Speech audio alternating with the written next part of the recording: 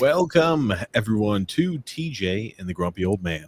I'm your host, TJ, and with me here, as always, is the Grumpy Old Man. They say there's no shame to his game because he's always the same. That's me. And with us here, too, we've got, I'd say he's an integral part of the show these days. It's the king of comments, the comment king, the magnificent Son X.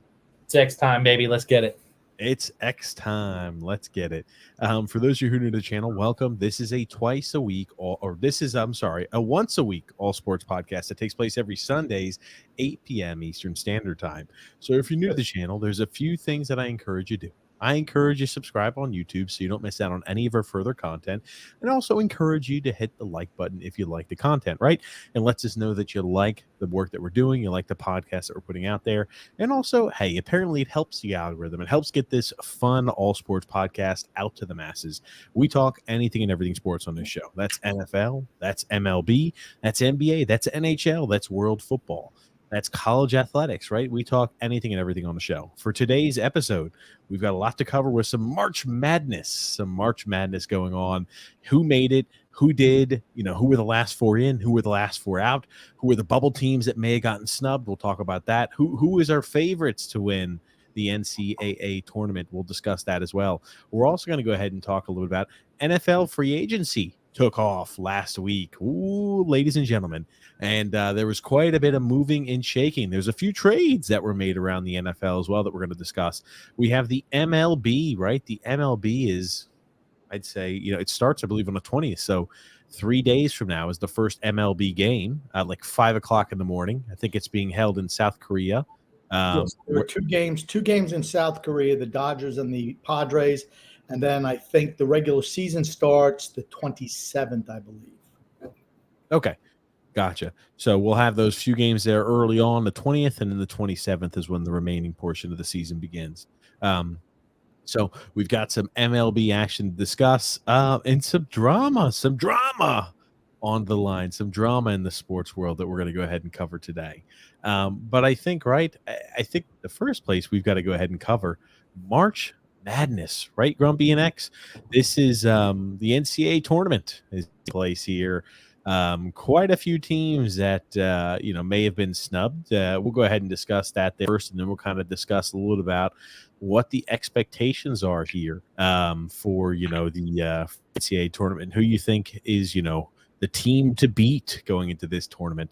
We'll discuss here some of the bubble teams that did make it in. The last four out, I feel like, is a good place to start there.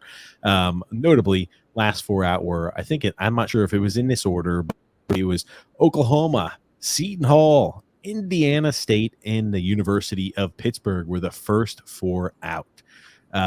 Let's discuss, guys. Did they deserve to make it in? A yes or no? And, what are your thoughts there? Because, right, they're expanding the bracket, I believe. Is it next year to where it's like 70-something teams or whatever the hell it's going to be? So, it's going to just continue to grow. But these are the four teams that were the first four out. Yeah, they have playing games now. Yes. To me, Indiana State should have made it. I think Indiana State should have made it. They were the best team in the – I don't even know what the hell their conference is. But I thought they absolutely – that's the one thing. If you're in a smaller conference and you don't win your conference tournament, you're not making it in. That's just the long and short of it, right? And I feel bad for Indiana State. I thought they were by far the best team. I thought it was disappointing. I really did for them. I felt bad for those kids. Pitt, all they had to do was do something in the ACC tournament. They didn't. That's why they're out. Hold on. That's just not true. They did do something in the ACC tournament. They went ahead and beat Wake Forest. Hold on. This is a better image we'll put up here. Pittsburgh deserved to be in, right? I'm sorry. Pittsburgh absolutely deserved to be in. Everybody deserved to be in. I think right. They look at it. I think when NC State won the ACC tournament, that eliminated Pittsburgh. Virginia making it into the NCAA tournament is absolute. It's criminal. It is criminal that Virginia made it into the NCAA tournament. Absolutely criminal. They're a big name team. That's why they made it in. Pittsburgh went to Virginia and beat the living shit out of Virginia this year already. It's like, Who's okay, gonna? Nick, it's who's going to bring in more, Virginia or Pitt?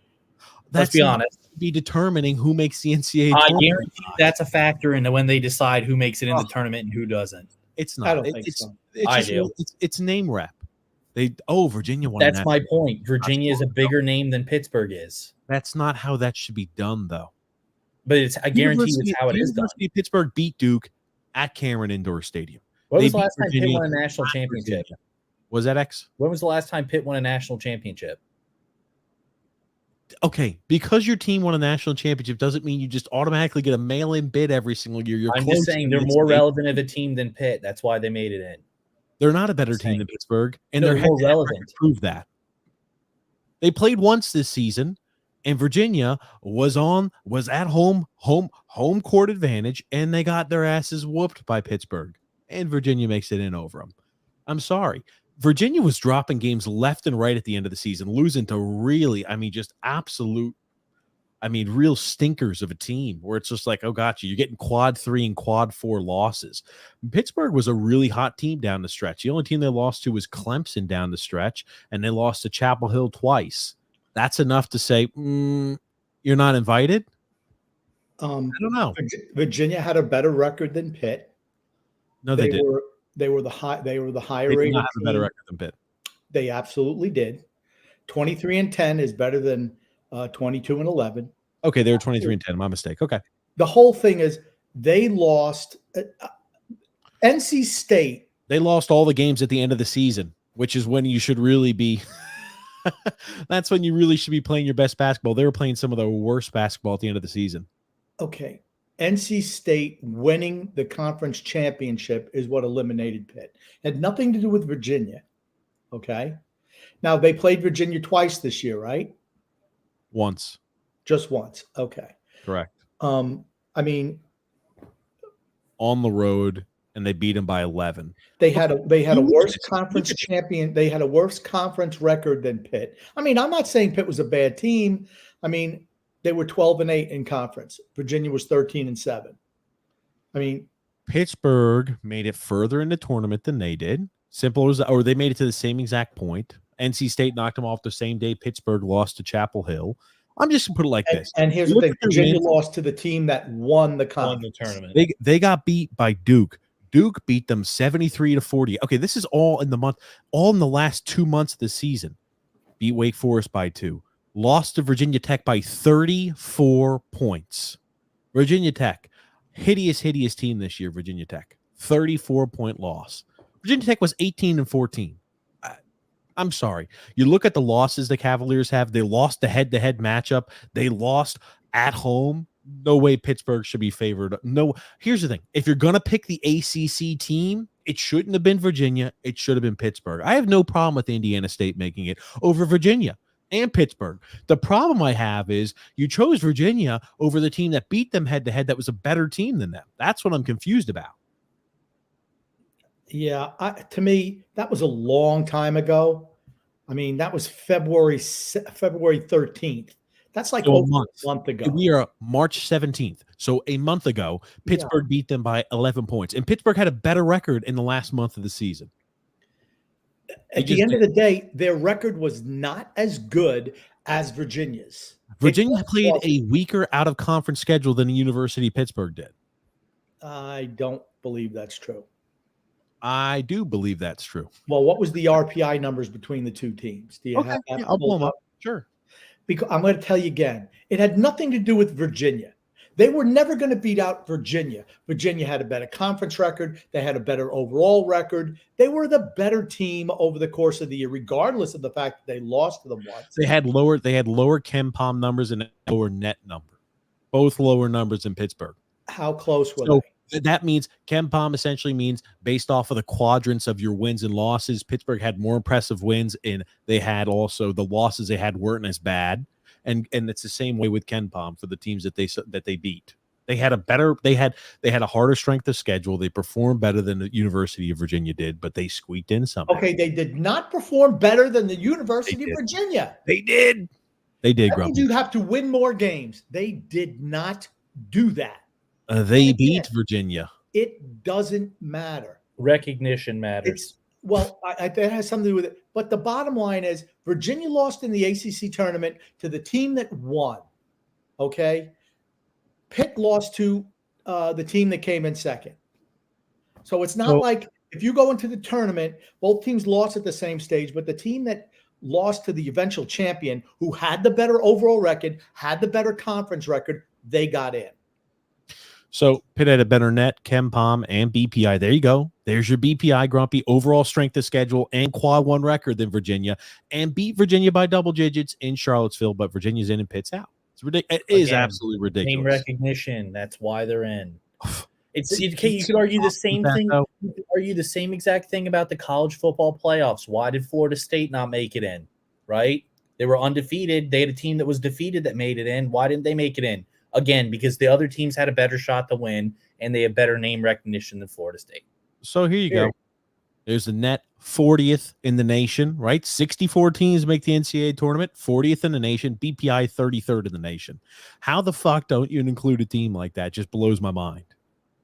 Because they're not as good as Virginia. Over the course of the year, their record was not as good. Their conference record was not as good. And the wins they had were more impressive, and they lost it. The losses they had were against more or better quality teams and better quality opponents, the losses they had compared to Virginia. I mean, that's just what the numbers and the statistics say. So maybe Pittsburgh should say, we're not playing anybody out of conference that's anything. We're just going to play St. Mary's Sisters of the Poor every single game and go 15 and out of conference. Did they lose to any of those teams, those weaker teams? Well, Grumpy, yes. So that's what the BPI in the net is. So it looks at the quality of your wins, and then it looks at the quality of your losses. So if you lose to a better team, it's not going to hurt your ranking as much if you lose to St. Mary's Sisters of the Poor.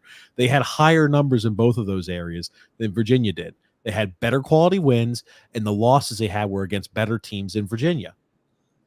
Okay. It's whatever. I mean, I guess they just shouldn't play anybody worth a damn, I guess is what they're saying. I feel like Virginia, just like X is saying, got the bid because they won a national. They're Virginia because they're Virginia. That's why. Like Virginia. Well, Clemson also made the tournament. Do you have a problem with that?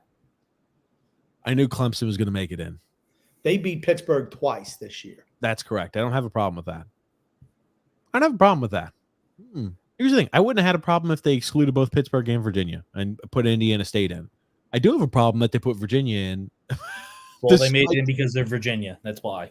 Yeah, well, I'm telling you that's why they made it in because they're Virginia. You understand though the reasoning and rationale behind. I'm just interested. You're just saying that their out of conference schedule was so freaking tough, right? It wasn't tough, but Virginia's was even worse. Really, because they both just cupcakes to start the year, and they lost to Florida.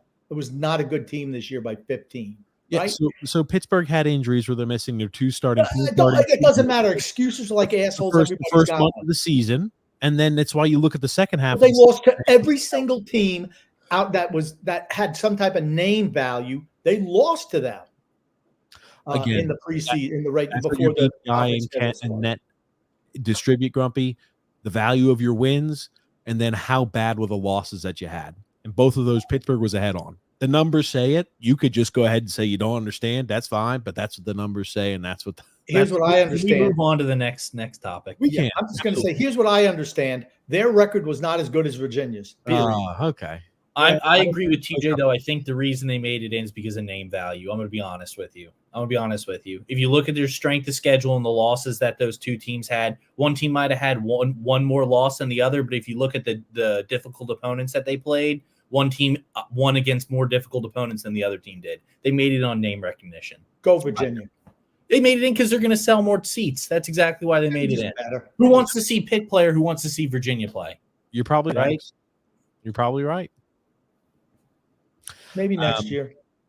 Was that Grump? Maybe next year. Yeah, maybe. Yeah. I'll say this, when we start looking at the brackets, did you guys have a chance to go ahead and kind of look and do a little bit of bracket research beforehand? I did, because I come prepared to the show. How about you? Nope, not at all. So I thought the selection committee really fucked up in the East. My God, they put, I think, four different winners, four different conference winners in the East, which I was shocked by, because they put Auburn, they won the SEC, Illinois, they also, or maybe it was Illinois, or maybe it was Iowa State. Yeah, Iowa State, I'm sorry, UConn, and who was the other that had won? I know Duquesne won as well. I think Tennessee won the SEC, so I don't think it was Auburn. No, Auburn won the SEC. Auburn won the SEC. Oh, okay, so they won the conference championship. Auburn, okay. Iowa State, UConn, and Duquesne. Illinois is real good too. That's what I was about to say. Like I thought they really screwed up. This is I think the hardest. This is the hardest route to make it to the finals. This is the hardest little bracket there is. This is the hardest of the bracket, the East. I 100% agree. UConn is the number 1 seed overall, and I thought they got the toughest draw. I didn't even see this. UConn, FAU, and San Diego State all in the same region. They all 3 teams made the Final Four last year as well. Yeah, think about that. To add that in on top, oh my gosh! Yeah, I didn't even. Oh, wow. I'm still picking UConn to get through this. I think UConn's the best team in the country. I do. They had a little blip there just before the tournament where they got hammered by, I forget even who it was, a team they shouldn't have lost to. But they redeemed themselves in the conference tournament. I'm picking UConn to win the East region. Absolutely. Always vote for a team opposite of what Grumpy says. Last year he said Purdue was the best team in the country and they got eliminated in the first round. I didn't say Purdue was the best absolutely team. Last year said that Purdue was the best team in the country and they got knocked out in the first round. Okay, UConn's the best team in the country. They're going to win the first round. Okay, look at the Ken Palm, right? Number 1 in Ken Palm, UConn. Number 4 in Ken Palm, Auburn. Number 5 in Ken Palm, Iowa State. And number 10 in Ken Palm, Illinois. I'm not picking anybody from this bracket to win the tournament. Nope. I'll tell you that much. I'm picking UConn to go to the Final Four. Oh, all righty. All right. I just think they're the best team in the country. I do.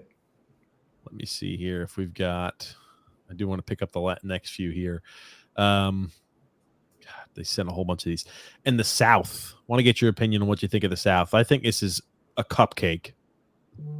When you look at this compared to the other conferences, I think this is right. Like Pittsburgh lost to Florida. Florida made it into whatever. Anyway, I think this is a cupcake. I think this is one of the weaker ones of the side of the bracket. Grumpy is against the South region. What are your opinions, guys? I think that Houston will be. If you're going to ask me which team is going to get eliminated first of the number 1 seeds, I think it's going to be Houston. Who are they going to get eliminated by, Grumpy? Is it going to be Duke? No, Duke sucks. I don't think Duke is tough enough. Can Duke win this region? Well, yes, they can, because I think this is okay. I don't care. I'm going to say top to bottom, maybe the weakest region. Yes. But because I don't think much of Houston. I don't. I mean, they got obliterated in their conference tournament against, was it Duquesne? Duquesne. Let me pull that up. I don't think so. Or was it Iowa State who killed them? Oh, it was Iowa State? I forget who. They just blew doors on them. I don't think much of Houston. I just don't. It was, Iowa State beat them by, holy shit, 69-41. It was, and the game wasn't even that close, honestly. I think Duke has a mighty easy draw to get to playing Houston. I don't, like I said, will they beat Houston? I don't know. I think Duke is a soft team. They got kids who are too busy worrying about what kind of nail polish they're going to put on their nails as opposed to hitting threes. So I was just about to ask you that if they were too concerned about their nail polish instead of actually. They're ridiculous. They're a bunch of kids. I just think they suck. And here's the thing, though. You look at the bottom half of the bracket. Who's the hottest team going into NC State is. NC State. Yep. Now, here's the thing, though. I will say, this is tough to see. Let me do this. I will say this. NC State blows. I'm sorry. They're not very good. And sometimes all it takes is a run, man. That's it. I'm going to just tell you one thing. I'm not saying it's the same. I'm not saying it's going to happen. In 1983, NC State had to win the ACC tournament. That's the only way. That's the only automatic bid you had because they were not good enough.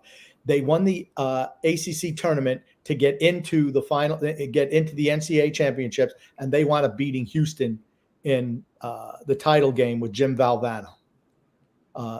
Survive and advance, right? And that was like the biggest upset. I remember watching that game live. I'm like, holy shit, I cannot believe they won. 1983. Guess what number seed they were going in the tournament? What seed they were? What seed, Grumpy? 11th.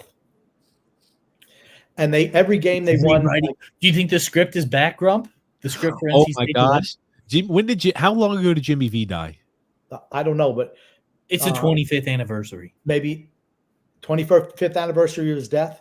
No, I'm joking. I have no idea. I'll tell you what, it's 40 years since this happened in the tournament. He died in 1993. So this is what, 31 years. Ooh. Yeah. It would have been better if it was 30 years. It would have fit our narrative better. 30 years and 40 years since that had happened. I'm putting money on NC State to win. They're winning it all. I'm not saying NC State's going to win the whole thing. What I'm going to say is I think Kentucky, if they're shooting the lights out, they're tough to beat. Yep. But they're not good defensively. I'm not concerned about Kentucky. Marquette is a good team. Marquette's a good team. Right. Second best team in the Big East. They just couldn't handle UConn any way, shape, or form. So, but I would pick Marquette probably to come out of this bracket. I'm rooting for NC State, though. I absolutely am. I'd love to see them. I'd love to see them repeat history. It's just a good story. It's a good story. Yeah. We'll pull up this next one. Oh, this is an easy one right here. This is the Midwest. This is the easiest bracket. This is without a doubt the easiest bracket. Now, Grumpy, are you picking Purdue to win it all again this year? I'm picking Purdue to get to the Final Four. I think Purdue is get kicked down in the first round again. I think Purdue has the easiest path to the Final Four. Kansas, who's a 4 seed, has just fallen apart. Well, you wonder if they could somehow ignite. You know what I mean? No. Like they have fallen apart down the street. Go ahead, Grumpy. No, they're not. They're going to get. They might not even make it to play Purdue. Gonzaga has underachieved all year. This is the easiest. Kansas lost really quickly on March the 9th. They lost 76-46 to Houston. Yeah, they're just not good this year. And then you look at the bottom half of the bracket. I mean, would it surprise me if Oregon? I mean, Creighton is a pretty good team too. Yeah. I mean, Creighton's a good team, but they don't have a bench. I mean, that's tough when you're playing in the tournament. You're playing, it's just difficult. Oregon won their conference championship. They weren't expected to get in. That knocks out one of those other teams as well. Tennessee, I think, is going to come out of the bottom half, though. I think Tennessee's really, really good. But look at everybody else. St. Peter's. I mean, look at Virginia. They're in a play-in game. I mean, it's not like Virginia's a lock-in seed. They're in play-in game against Colorado State. I've got Virginia winning this bracket. They're the most deserving team out of those bubble teams to make it in. I think they're probably the best team in the country. Virginia to win the national championship, winning 49-48 basketball, playing New York Islanders style of basketball. No, in all seriousness, I do think Purdue, right? God, if Purdue doesn't make it to the Final Four out of this bracket, disappointment. I think Purdue makes it to the Final Four. They should. They should. They absolutely should. Yep. Absolutely. And then we have the West. Yep. That was the Midwest. X, do you have any opinions on any of these teams? Talk about X. No, I have none. I just know Duke sucks. I don't really think Carolina's all that great. Yeah, me neither. I guess I thought the same thing for all of it last year, and they made it to the finals last year. I thought the same exact thing. I will say for all the new listeners, X and Grumpy are both Duke fans. So would it be shocking? I don't think Duke's good at all. I think Duke is absolute shit this year. Would it be shocking to see and hear two Duke fans complain about how bad Chapel Hill is? No, that would not be out of the ordinary. But I'm also a Pittsburgh fan, so that's the reason why you heard me harping on why they should be in the tournament. All biases aside. I said I don't think Carolina's that good, but I thought the same exact thing last year, and they ended up making it to the finals. They have 7 losses going into the tournament, and they're a number 1 seed. Now, here's the thing. Is Carolina a good team? I think they're pretty good. They're an older team. Babcock is really good. They have a really solid veteran base there. To me, Caleb Love was playing for North Carolina last year. He left and transferred to Arizona. If you can scroll down to the bottom of this bracket, Arizona. Is it any? I mean, that's a good story, right? How's that for an Elite Eight game? Arizona with Caleb Love battling North Carolina out west. Mm. How's that? How's that for a marquee matchup? I don't think this is a real tough draw either for North Carolina. Maybe he'll pull a McCall Hardman and let Arizona know about their game plan. I mean, Baylor. Honestly, how many teams have been really dynamic this season? There haven't been a lot, and like Alabama is a team that I could see being a sneaky good team. I'd like for Chapel Hill. Who is the big guy? Baycott. Baycott, he's good. Baycott gets away with murder down low. The ACC loves him. The ACC loves the certain players they like. Baycott's a guy who can get away with murder, get away with mugging, holding, anything he wants down low. There's a reason why that team, he gets in, when they lose, he's in foul trouble. I don't think he's good enough to stay out of foul trouble, and he's clean enough to stay out of foul trouble consistently. He, on the court, is a very, very good basketball player. Can he stay out of foul trouble is the important thing. I think he's a really good college basketball player. I think he's a really good college basketball player. I'm just saying, big guys. What's the thing you do to beat a team with a big guy? Get him in foul trouble, then start working their way through the rest of the lineup. What do you do, X? How do you stop a big guy? What do you do? Take his knees out. There you go. Take his knees out. X knows. I do. Oh, have fun walking with the torn ACL. Good luck. There it is. Good luck. Have fun having a leg like that. I mean, but this is a pretty breezy. I mean, Mississippi State's not that good. Michigan State is not that good. No. But the thing about North Carolina, there's Clemson. North Carolina has to play good defense to win. They're not a team like the old North Carolina teams that we're just going to outscore you. They have to play good team defense, and they are really good defensively. One thing that I wanted to bring up is North Carolina only going into the ACC tournament. They only had 3 players with more than 10 3-pointers on the season. Wow. We have 3 guys who could shoot the 3 ball. I'm going to let you know something.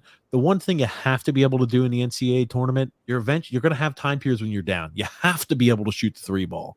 You can't live and die by the 3, but you have to be competent enough to have guys who can hit the 3. They don't have that. Absolutely zero chance that Chapel Hill wins a national championship. On that reason alone, if you don't have enough players that can hit the 3 ball, I feel like that is a detriment come this time of the year. That's why Pittsburgh would have been a great solution. Many guys who can hit the 3 ball.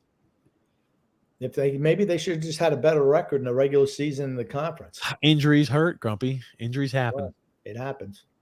Anyway, yeah. So, who is, let me ask you this.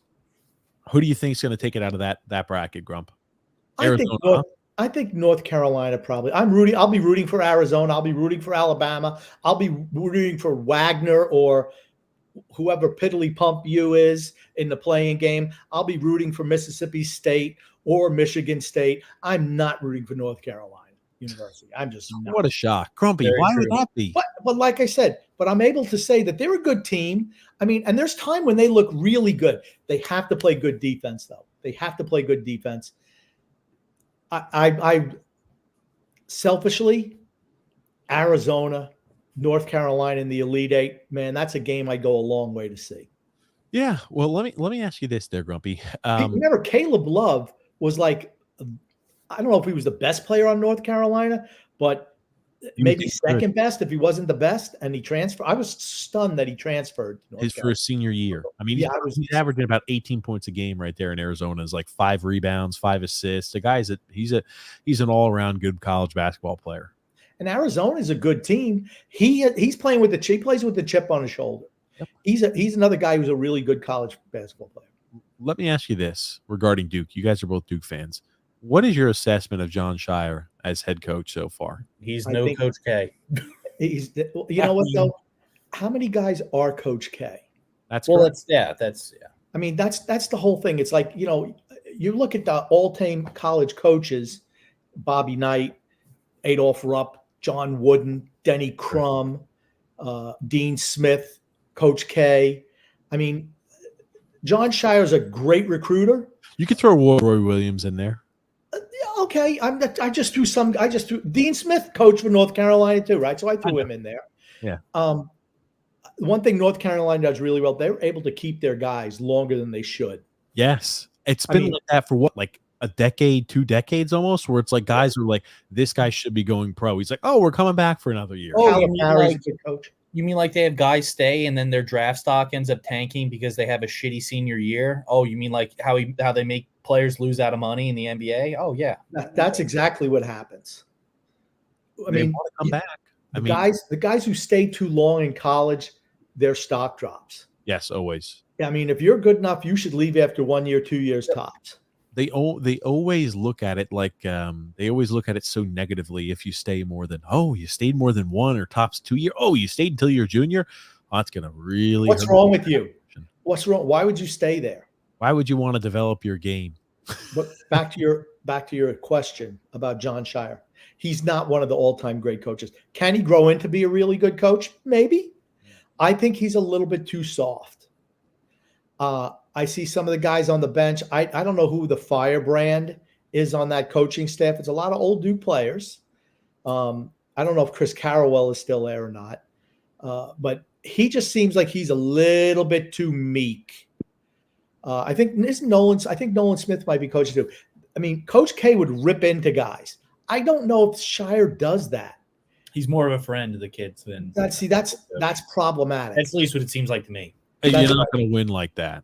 Exactly. Now, here's the thing. I think he's a spectacular recruiter.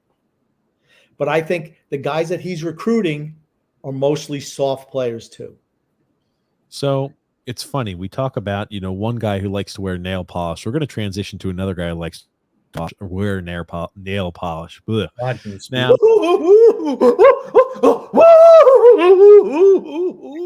Caleb Williams, right? He's going to be the number one.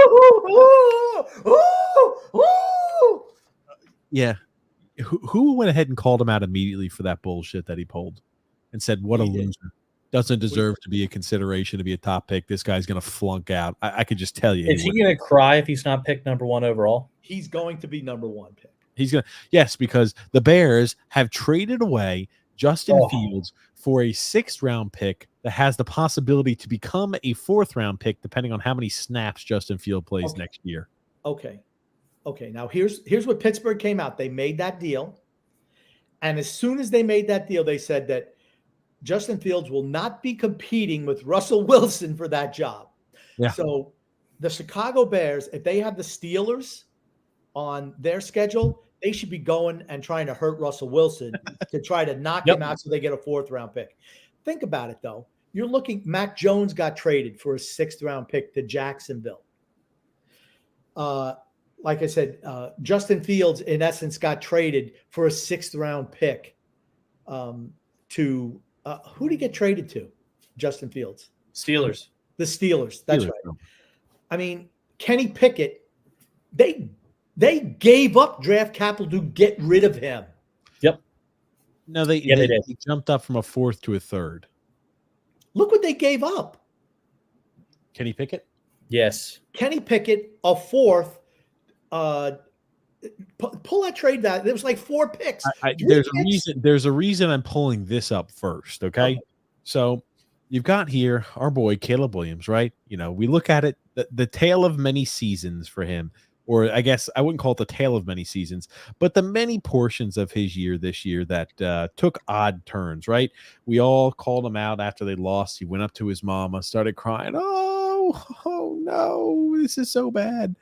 We talked about this, right? He goes in with nail polish and paints his little nails. Holy shit, guys. I mean, hey, he's got American flag nails. He's got, that looks like some type of Flame, toxic. Got a nuclear energy picture. What's the other side? Do they show the other side or no? Like a target. There's a few things they've got on there. Oh, look at that.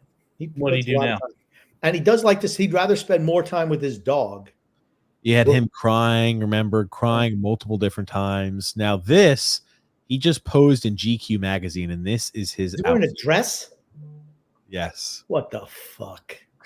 Buffalo Bill. I'll tell you this.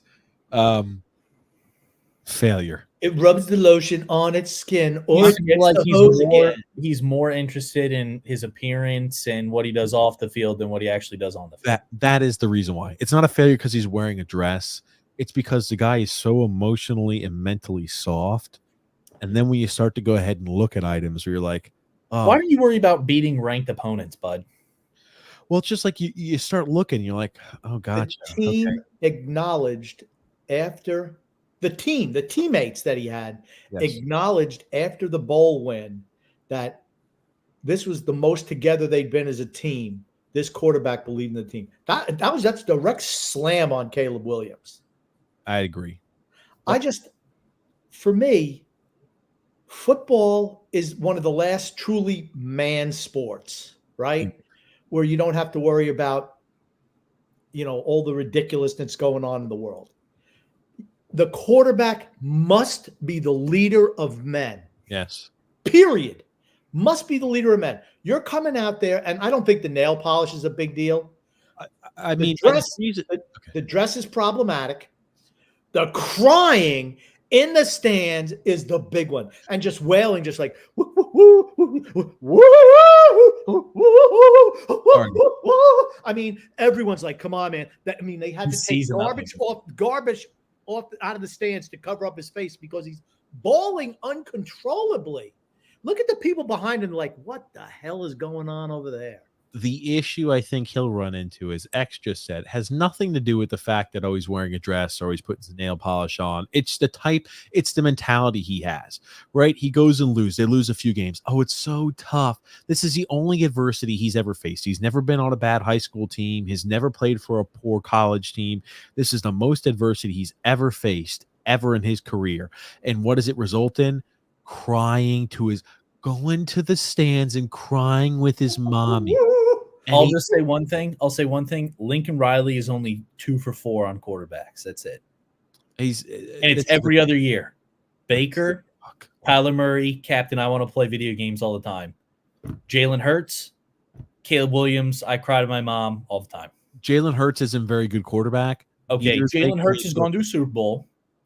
Doesn't mean you're a good quarterback. But here's the thing. Rex Grossman made it to Super Bowl. Doesn't mean he's Jalen Hurts is a leader of He's a winner. Okay, yes, that's different. If you'd let me finish instead of running me off like X did, I was going to finish my point. He's too concerned with appearance and how certain things look and people's opinion of him than worrying about playing fucking football. Guess what? You're going to have, now that you're even on guess what? You played in college. The NFL is even more in a fishbowl and under a microscope than college was. You're going to have people who are wishing that you're not going to play well. And if you crack under pressure, you lose a few games, and you go up in the stands and cry to mom, and you're concerned about, I'm on GQ magazine and worried about this and worried about that. You're not wearing what dress you have to wear.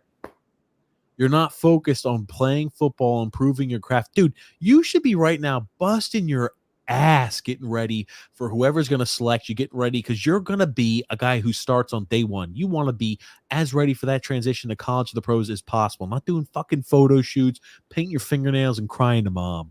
Game has changed. The game has changed. Yeah, it's changed. It really has. I don't disagree. 10 years ago, this never would have happened. You smoke pot 10 years ago, man, your stock is plummeting. Think about Laramie Tunsil. Now that's what I'm talking about. Or the Warren Sapp was supposed to be the first pick overall. He didn't go to 12 because there were rumors that he smoked pot. Dan Marino dropped from a top 5 player till the bottom of the first round, I think number 27 in Miami, because there were rumors that he smoked pot. I mean, now you got guys wearing dresses and crying to their mothers in the stands. Or you got the other guy doing number 1 overall pick. You got the other guy doing freaking yoga on the sidelines, namaste, whatever the hell he's doing. And he's moving up the draft boards. How about him to the Giants at number 6? No. That. Oh, my JJ McCarthy? Yes, that's what I'm talking about. That's what we like to call doubling down on suck. Talk about bust potential. He's not going to pan out. There's no way in hell JJ McCarthy pans out. Who's the number 1 quarterback in the draft? I have a number 1 in my mind, period. I've said this for months. It's Drake May. It's Drake freaking May. It's Drake May. It's not the kid from LSU who only had 1 good year as last year. He's got wide receivers running wide open all over the field. He runs like a jackrabbit. He's built like RG3. How did that work out? I mean, and he loves to run the ball. He's going to get killed. He was already getting lit up in college. Drake May, I like Drake May. Now you hear, oh, well, his feet aren't good. I mean, I saw a couple of Drake May games, and he's like, I didn't want to like him. He played for North Carolina. So I'm absolutely not rooting for him. I have a North Carolina bias. I absolutely do. But I saw a couple of games, and I'm like, holy shit, this kid is good. Yep. He's the real deal. And they're saying Washington maybe at number 2. They traded Sam Howell to Seattle. So that opens the door. They're picking a quarterback. Is it going to be I feel Bale, whoever goes there is in trouble because they signed in free agency, the Commanders signed just guys who were maybe good 2-3 years ago. Austin Eckler kind of cashed, right? Who are the wide receivers? I mean, can we pull up who these people have signed? I mean, I just think it's incredible. I can pull that up. I was going to, because I want to talk about really quickly before I pulled up. Did you guys hear about the feud and the fighting between Tiki Barber and Saquon Barkley? Yes.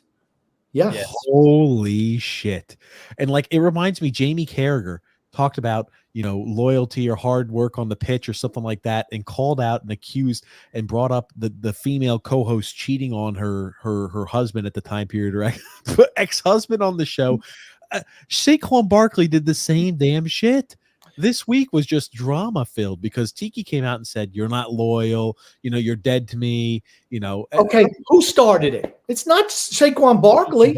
Tiki Barber started that shit. Absolutely did. You want to know why? Because he's a guy on the radio now. But you know what? That was a dumb thing to say. Yep. It was a dumb thing for him to say. What has that team done to make the team better for him? Let's be honest. What have they done? They haven't done shit. Barkley's always been. I'm telling you, I've even as a Giants fan, I've had this before with Saquon.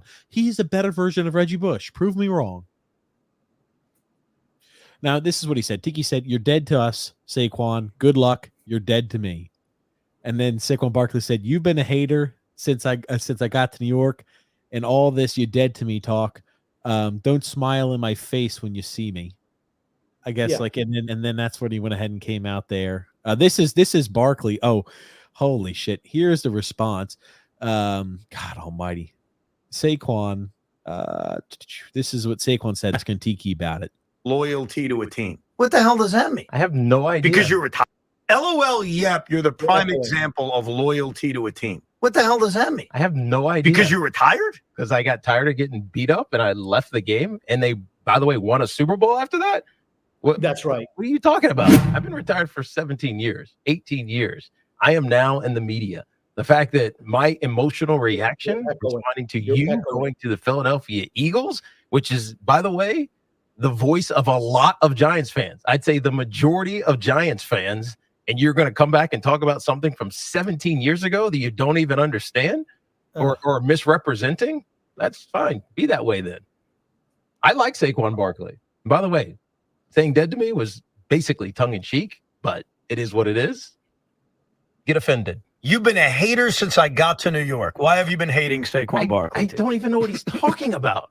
I've done nothing but support Saquon Barkley. I'm not sure what he's talking about. Now, if he's going to pull this, I'm gone now, hate me if you want to, fine. We'll hate you, right? You're not talking to me because I don't care. I've been retired for a long time, almost 50 years old. You didn't need I know what my legacy is with the New York Giants. I'm pretty sure I was a Giant for life. Do you think your legacy with the New York Giants is better than Saquon Barkley's? Do I need to answer that?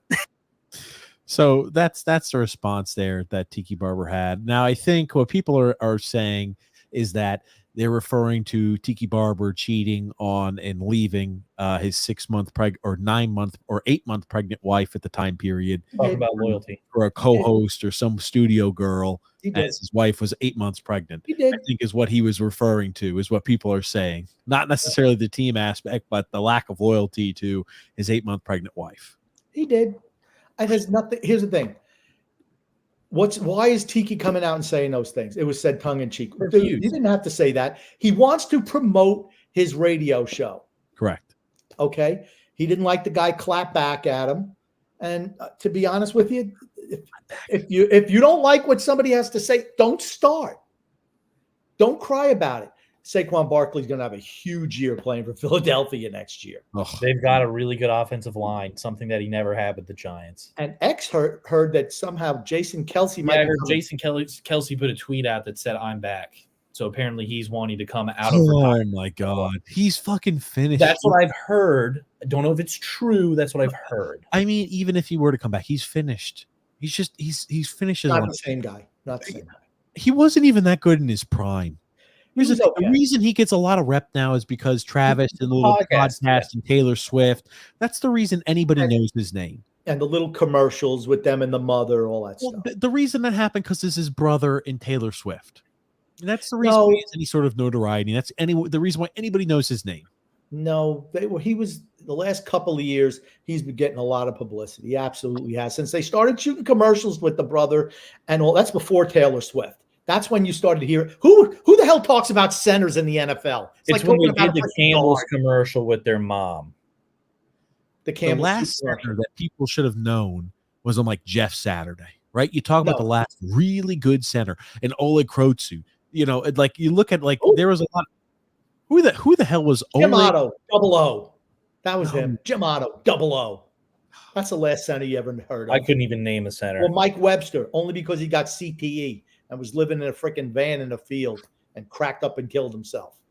It's not like it was for good things. And he's a Hall of Famer. Mike Webster was a great player for Pittsburgh. Great player. Anyway, so now I'm looking at Jason Kelsey. He has a Twitter. Maybe he has he's got another Twitter too. My mistake here. I just saw the one that he hadn't tweeted on since 2016. Somebody said that he made some kind of post that said, "I'm back." That's what I heard. No, he did not. Okay, maybe he's not then. At least. I think you could admit that Philly's offensive line is infinitely better than anything the Giants have. Sure. He's going to do well there, provided he stays healthy, because that's always a question for Saquon Barkley. He's going to do very well there. Can we just go back to Chicago? Kirk Cousins real quick, because then we're going to talk about the trades. We can talk about Chicago too. Kirk Cousins, he apparently met with a Falcons trainer, and executives in the league think that they should lose their first-round pick. And the NFL could be forced to give Atlanta or the Vikings Atlanta's first-round pick due to tampering. That is horseshit. That's horseshit, plain and simple. That tampering goes on from all the time on the field during games. Hey, dude, you need to come over. You should come here. Yeah, you should come here. It's the same shit that happened when they had the bubble season. They were talking about, oh yeah, all the superstars in the NBA are going to be talking and trying to get players to go to their teams. And sure as shit enough, what happened? All these players were talking and they decided to leave their teams. It's just ridiculous. It happens all the time. Instead of the NFL just saying today's free agency day, nope. 3 days before they have, this is the legal tampering period. And then as soon as 12 o'clock strikes, this one struck this deal. Well, how did they strike that deal? Did they have these guys, as soon as 12 o'clock comes, they called up and they established the parameters of signing bonus? 5 minutes? No, absolutely not. You want to know where it happens, NFL, you lying bastards? It happens at the combine. That's what those guys are doing the whole freaking week there. They're hammering out deals for their clients the week before the tampering period. That's what happens. It's just ridiculous. And they're saying, well, you know, it's okay if they talk to agents. You can't talk to the player. Just stop. The players talk to one another. They just do. It's the most ridiculous thing. They're accusing somebody of tampering when they have a tampering period. Just stop. Just stop. And here's the thing. I'm no Atlanta fan, but I'm rooting for them and the Eagles because the Eagles are making the same accusation, or the Giants are making the same accusation against Barkley and the Eagles. I mean, dude, you could have signed Saquon Barkley to a long-term extension anytime you wanted. You didn't want to. You just didn't want to, and that's fine, but don't complain about it after you let him go. You could have signed him at any time you wanted. You had how many years did he want a long-term extension? You wouldn't give it to him. Look at running backs. Running backs make a lot more money than you thought, TJ, right? Well, here's the thing. Like $8 million a pop. Yep. They made way more than he should be getting paid. But short term, though. Short term, no more than 3 years. Yeah. You know, it's funny. they discuss, I saw a tweet about it. It's like it goes over all of these running backs that signed these extensions that after, had good early years where it's like, the track record hasn't been good. Ezekiel Elliott, right? Melvin Gordon. They just go through the list of these players where it's like, oh yeah, these guys signed these extensions and just absolutely fell off because there's only so many years that a guy can compete at that top level. It's the running back position. That's why drafting a running back in the top 5 or even early in the first round is the stupidest thing a team can ever do, because seriously, they've got, in most cases, 6 really good years in them. And after that, it's pretty much all downhill. Okay, but unless you're a Hall of Fame caliber guy. Also remember, the game is played differently now than it used to. It devalues the running back position. You're seeing now everything's wide receivers. Everything's wide receivers. Yes. Look at how much wide. Calvin Ridley, $23 million a year, $50 million signing bonus for 5 years. Holy crap. Calvin Ridley? He's a number 2. I don't even think he's a number 1. I don't think, is Calvin Ridley a good player? Yeah, I think he is. Drops a lot of balls. I thought he was his thing. I watched him last year in Jacksonville, and mostly because I had him on one of my fantasy teams, truth be told.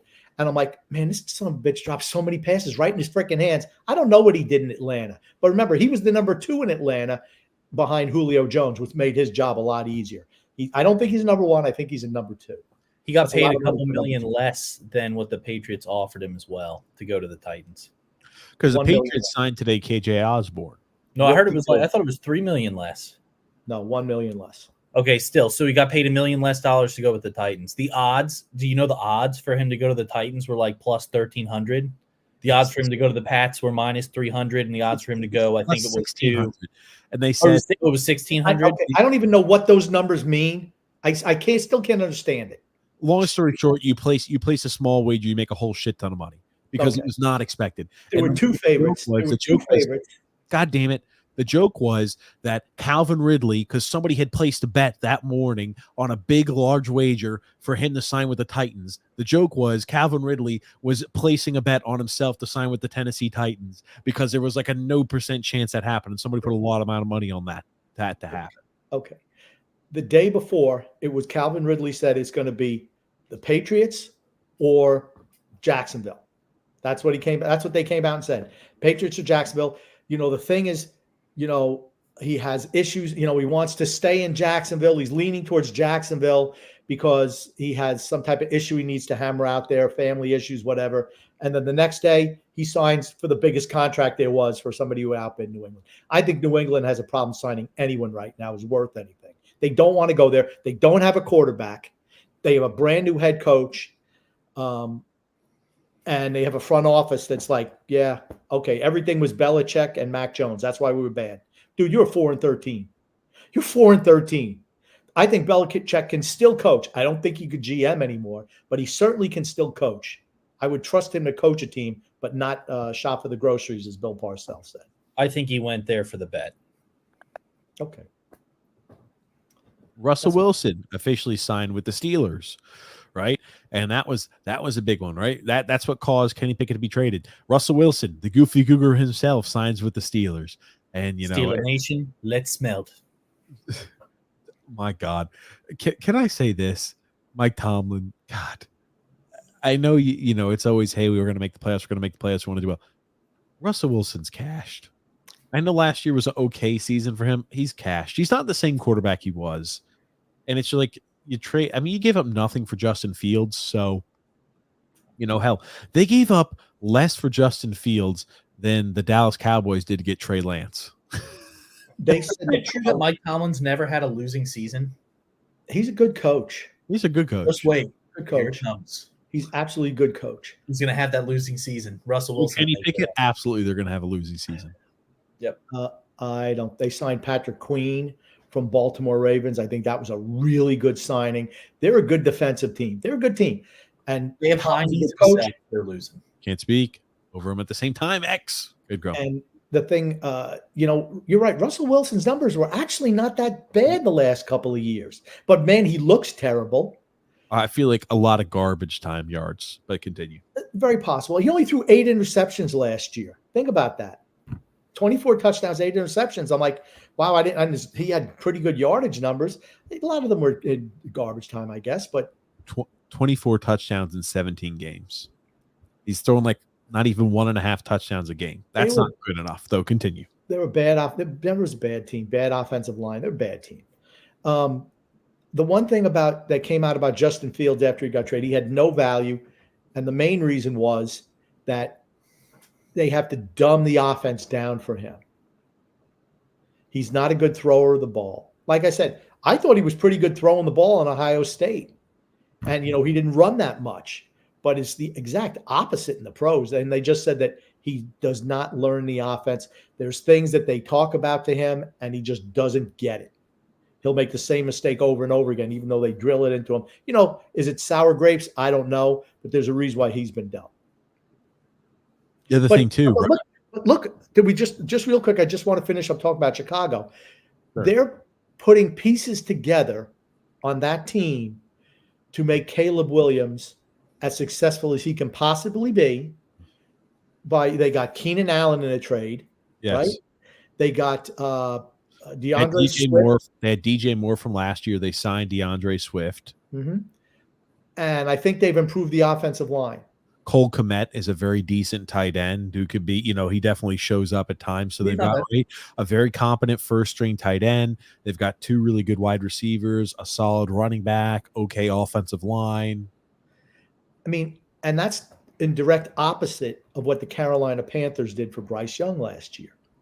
They just brought everybody back off a shitty team and said, okay, you do it. This year, now they've traded for Deontay Johnson, who I think that's a good deal for them. They were moving on from Dante Jackson, the cornerback anyway, but they traded him to Pittsburgh, and they got Deontay Johnson to come there as a wide receiver. How about for the Panthers? Do we not? I thought you wanted to talk about the Bears and then talk about okay, you want to talk about the Panthers now.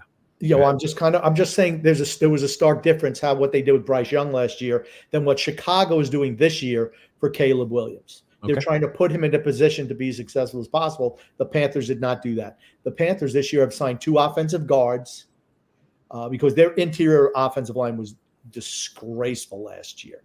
And I think the kid got shook up. It's new management there. Dan Morgan, former middle linebacker, is now the GM. And I like the moves the Panthers have made. They're bringing in Michael Williams for a visit, who was cut by the Chargers, which will lead us to the Jets. Mike Williams, not Michael Williams. Mike Williams, a wide receiver. That's correct. Yes, from the Chargers, yeah. And here's the thing. Unfortunately, he goes to the Jets for a visit tomorrow. Do the Jets let him get out without giving him a contract? Probably not. Okay, well, then let's go to the Jets now. How do you think he comes back after his ACL injury, though? Those guys are coming back quicker and quicker now. I'm just saying, do you think that he's going to be as good as he previously was with the ACL injury, seeing as the position of wide receiver requires you to cut? Yeah, but he's an ex-wide receiver. He's a down-the-field guy. He's not. Oh, so he's just a guy who runs flies. Okay. Well, he doesn't just run flies, but he's not, running. It's not like he's a slot receiver where he's planting and driving on the. That's not what he does. It's not his skill set. So Mike Williams adds some depth to that wide receiver core, right? They thought McCole Hardman would help stretch the field, right? Because they're looking for a guy to help stretch the field with a deep ball threat. And like when you've got a guy like Mike Williams who has size to him, right? Ideally, that opens up underneath routes for guys like Garrett Wilson and items like that, right? I think that's a potential big signing opportunity for the Jets. And they also went ahead, right? They signed Tyron Smith. They're going to sign Tyron Smith is the rumor. I think that was solidified as well. Now, Tyron Smith, he's not the same tackle he was before in the past, but he's definitely a big improvement. And he's, I'd say still a top 15 offensive tackle in the NFL at this point. Yeah, his problem, he was still really, really good last year, but he's banged up. He's going to miss a couple of games. He's just had a history of injuries. I mean, those are just facts, but they signed him to a 1-year deal. Yep. I mean, and then you think they also made a trade, right? Where they traded for, what the hell is his name? Moses. Zach Moss. Morgan Moses.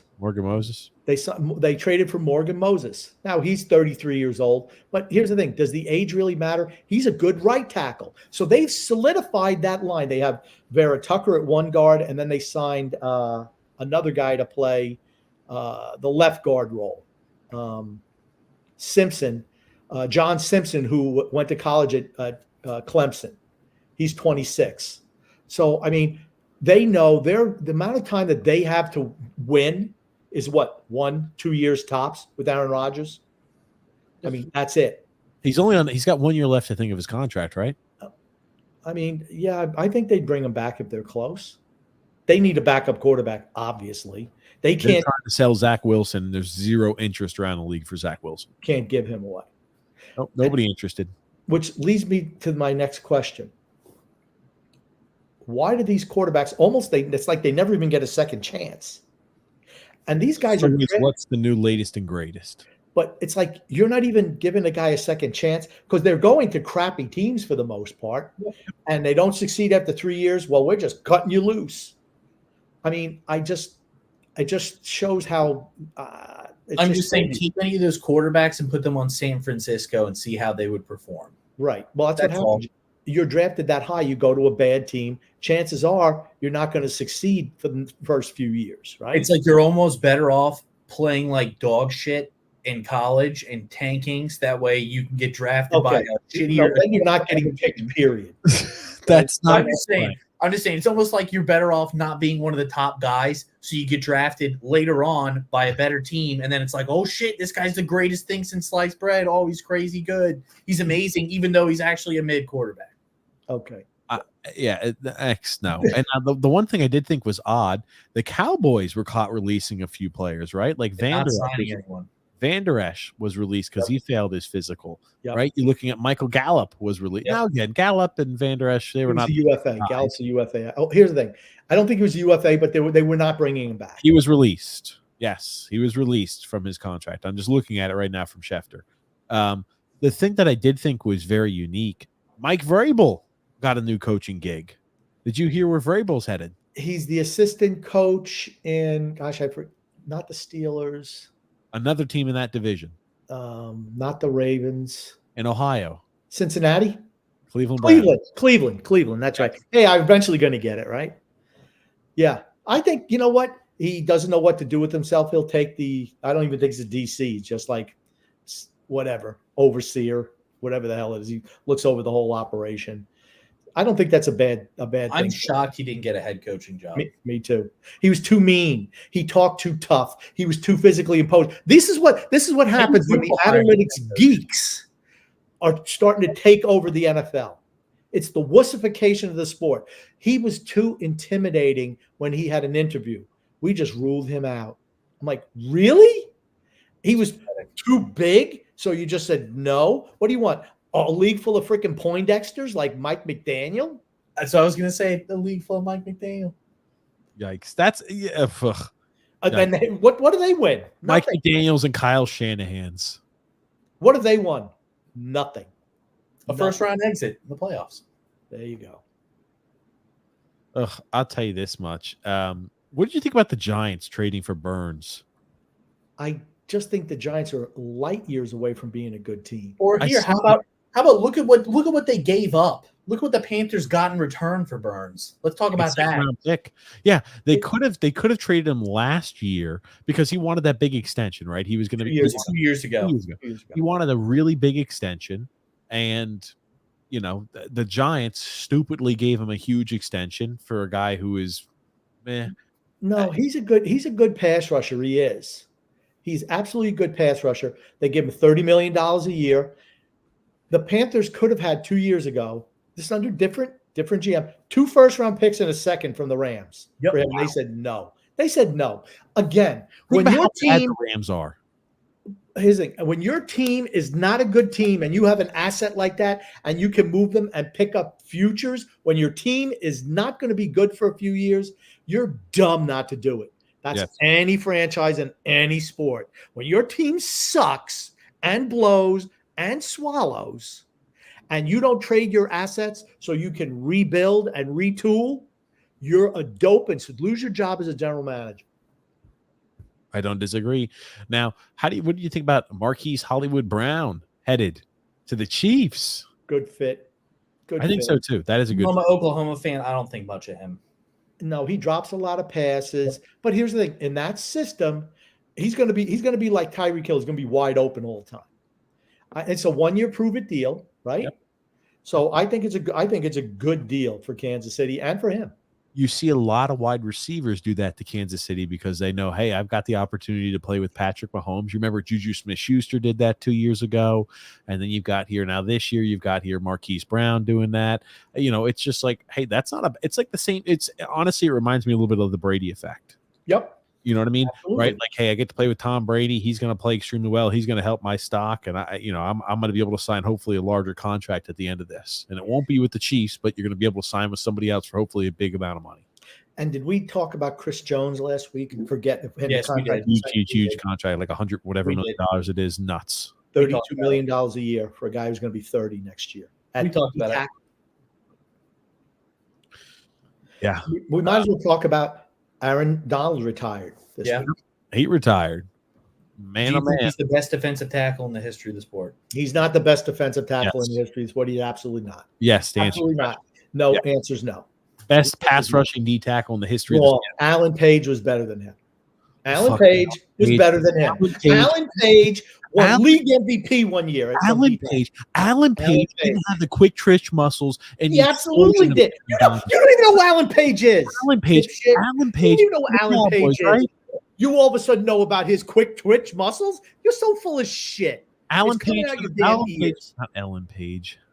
Alan Page. Minnesota Vikings. Yeah, with the purple people eaters, right? Okay, Alan Page. Look at Alan Page. Alan Page, if he played in the NFL today, would be a guy who just. But he didn't. He played back then. God damn! I want you to say this. This is the guy that Grumpy. It's just like Babe Ruth and Shohei Ohtani. Look at this. Do you think? Okay, X. Let me ask you this. You think now? Apparently, he got an award there. But do you think if they've got a tackle and a guard doing a double on this tiny does he weigh 120 pounds? They would have knocked him into next month. They would have killed this guy. It's just, oh my God! You're just like showing how big. I hope we have. How much does he weigh? How much did he weigh when he played? Like 260, 265. Oh, that's no 260. 260 soaking wet. Guys weren't that big back then. Okay, that's the thing. If he 245, he get killed. He 245 is the D tackle. Do you think that he could push over somebody who weighs 330 pounds, 340 pounds like the linemen are today? He would have been eaten alive. No, he wouldn't have survived. 6'4". Oh my God, he would have been killed. Neither one of you know what the hell you're talking about. I hope there's Alan Page would have been flattened like a page in a book. I hope there's some older people watching the podcast today or listening to it, and they can just call you out on your ridiculous bullshit. Yeah, I remember the skeleton Alan Page when he played back in the day. He was a dynamite player. Oh, phenomenal. Bob Lilly, another guy. Back in the 20s. Yeah, he was Bob good. Lilly for Dallas Cowboys. Great Hall of Famer. I'm sorry, Grumpy. Just look at him. He's just way too skinny to be successful. Look at this. They play back. God, Grump, come on. Stop. Great. Look at this. Were they passing the ball back then? Were they allowed to throw the ball back then? Or was it just handoffs? They couldn't go ahead and send more than a 4-man blitz. He's phenomenal. Aaron Donald will make the Hall of Fame. He absolutely will. Aaron Donald, I think, just like Alan Page before him. Not as good as Alan Page. Aaron Donald would have been absolutely dominant if he played back. Aaron Donald, if he played back then, they maybe only threw the ball 20 times, but he'd have 10 sacks a game if he was playing back there into that time period. Aaron Donald had to get triple teamed by today's athletes. Not triple teamed. The best videos when he played against, I think it was God, I want to say it was maybe the Bears. He had 4 guys on him. 4 guys were blocking him at one point in time. Who, Alan Page? No. Aaron Donald. They couldn't stop Alan Page. All they'd have to do is they just throw a wafer out there. Stop the run too. So could Aaron Donald as well. Okay. Aaron Donald could stop the run. No, too. He's not. He's not a good run stopper. He's not. He's a guy who gets penetration going after the quarterback. Different league, different time. Human beings were not as big and fucking fat as they are now back in the day. Okay, they're just not. You know what? People could, if you put Alan Page under the 225 bench press, I think he may get it 3 or 4 times. You know what? You're not repping out 40 plus reps on 225 like they are in today's day and age, Grumpy. You know what? It didn't matter because they looked at tape and they said, this guy can play. Size and power and explosion. This guy can play. Look at how explosive he is. He's the best thing ever. He was a great defensive tackle. All you have to do is go like this. Next subject. And fall down. Let's get into comments, right? We've covered enough of free agency. We got something we're going to talk about later, but let's start getting to some comments, X. And I got one thing I want to cover at the comments today. This is Alex Monroe. I have a feeling. How about those Auburn Tigers, baby? Yep. I figured I'd wear the shirt today to rep the Auburn Tigers. James Farrell says, TJ, can you show the last putt at the Players? Look what happened. Crazy. I'll pull it up here. I'll bet you there's not a whole lot of restrictions on golf tournaments. And James adds, and why is the NIT finals not at MSG anymore? I remember when all the games in the NIT were in Madison Square Garden. And why are they not there now? Well, because more money's involved. That's why. Well, they play really quickly. They play whoever wins. They play at the home stadium of the person or the home court of whoever the 1 seeds are. Yeah, it wasn't like that in the old days. Okay. Drew says, that's when there was only like 32 teams in the NCAA. Only one team, the conference champion, went to the NCAA championship. So like 32 teams. If you didn't North Carolina wouldn't even have made the NCAA championships this year because they lost to NC State. They wouldn't even have made it. They had to go to the NIT. Drew says, Grumpy, what happened? Duh. How did you go 16-1-1 and lose to me? Got my effing revenge for all the shit you were talking about football, and unlike you, I won fair and square, no injuries. Drew, just to let you know that the playoff round is 2 weeks, so you're talking mad shit, and you still got another week to go. So, maybe it works out for you, maybe it doesn't. Here's the thing: I will say, when the new fantasy sports season comes over, I kind of don't pay attention to the old one. Like today, I didn't pay attention to a guy came off injured list. I had a goal and assist. Gensel had a goal and assist. I didn't even play him. So, but maybe Drew, maybe you will win. But if you lose, you're going to have to pay the price because you run your mouth like all these little yappy little bitches that the Gen Zers are that. We can't let Grumpy just continue on. Come on. Early onset Alzheimer's. That's why he didn't set his lineup. Frank from Empire State says, Happy St. Patty's Day. Absolutely. You know what? What movie do I watch every St. Patrick's Day? How Green Is My Valley. Next. Not How Green Is My Valley. I do watch that, but not on St. Patty's Day. There's one movie. Which one is it? It's the one with John Wayne. I can't remember what it is. A Quiet Man. That's the one. That's it. Every year. Every single year. Here you go, Grump. Next. Alex Monroe says Duquesne colored confetti started raining down with 18 minutes to go in the A-10 championship game. Duquesne did eventually win, with some folks saying the fix was in. Well, I think they put confetti cannons both options. So depending on who wins, they just release a different confetti color. Drew L. Can't believe Memphis was so bad this year that they went 22-10 and missed the tournament. Penny Hardaway as a coach is such a fraud. Yes. I have something we can do that'll end all these people complaining about not making the tournament. Everybody gets in. Everybody, and here's the thing: even if you lose, you're going to get yourself a little participation trophy that you were in the NCAA championship. 13 minutes in, we can't let this guy continue. Next comment. Gungun says, "What is more a game of inches? Hockey, football, golf, or replenishing Grumpy's water bottles?" Replenishing Grump's water. That's the toughest thing for X to do. Seriously, the most of the game in inches is golf. Golf. I feel like you'd argue everything, honestly. If you miss a putt, you're probably missing it by 2 inches. Okay, if you miss a first down, you can miss it by like a centimeter. Okay, but every time I assume this is the putt we're talking about here. Rolling it in, rolling a bang. Oh! That's like not even an inch. How many times? I mean, you don't see it rim around that too often. Oh, that's halfway down. God almighty. Oh, that ball is halfway down. Oh. Toilet bowl action. He's gonna be dreaming of that. No, nightmares. He won't be dreaming of it. Alex Monroe says Saban speaking in D.C. this past week about how NIL is ruining college athletics. It's only because he was used to doing it unfairly. He didn't like it when it was above board. Everybody got to jump in. Correct. Goon says Steve Cohen today was spouting off about how the Mets will surprise people this year. Did he drink too much beer? The Mets are going to be bad. They're going to be bad. Other items. 12 out of the 30 Kansas City Chiefs fan treated for frostbite from the Dolphins playoff game have gotten amputations of some sort. Well, it seems like they all were decapitated to be Chiefs fans anyway. You know what? They're just dumb. But we have to postpone the Buffalo game though. Gotcha. Drew says Kent State almost got in, but some guy named Julius Rollins forgot they had the lead and fouled the guy and wound up costing Kent State their season. Absolutely heartbreakingly stupid. I'll pull that up. These guys are not rocket scientists. That's all I have to say. Alex Monroe says Auburn got shit on with a number 4 seed. They were projected number 3 going into the SEC tourney and win the thing and somehow come out worse. They beat a 26-win team in South Carolina by 30, beat Florida by 20 in the title game today. Here's the thing. They might be projected to be something, but the committee votes. All these guys are just bracketology, right? That bullshit.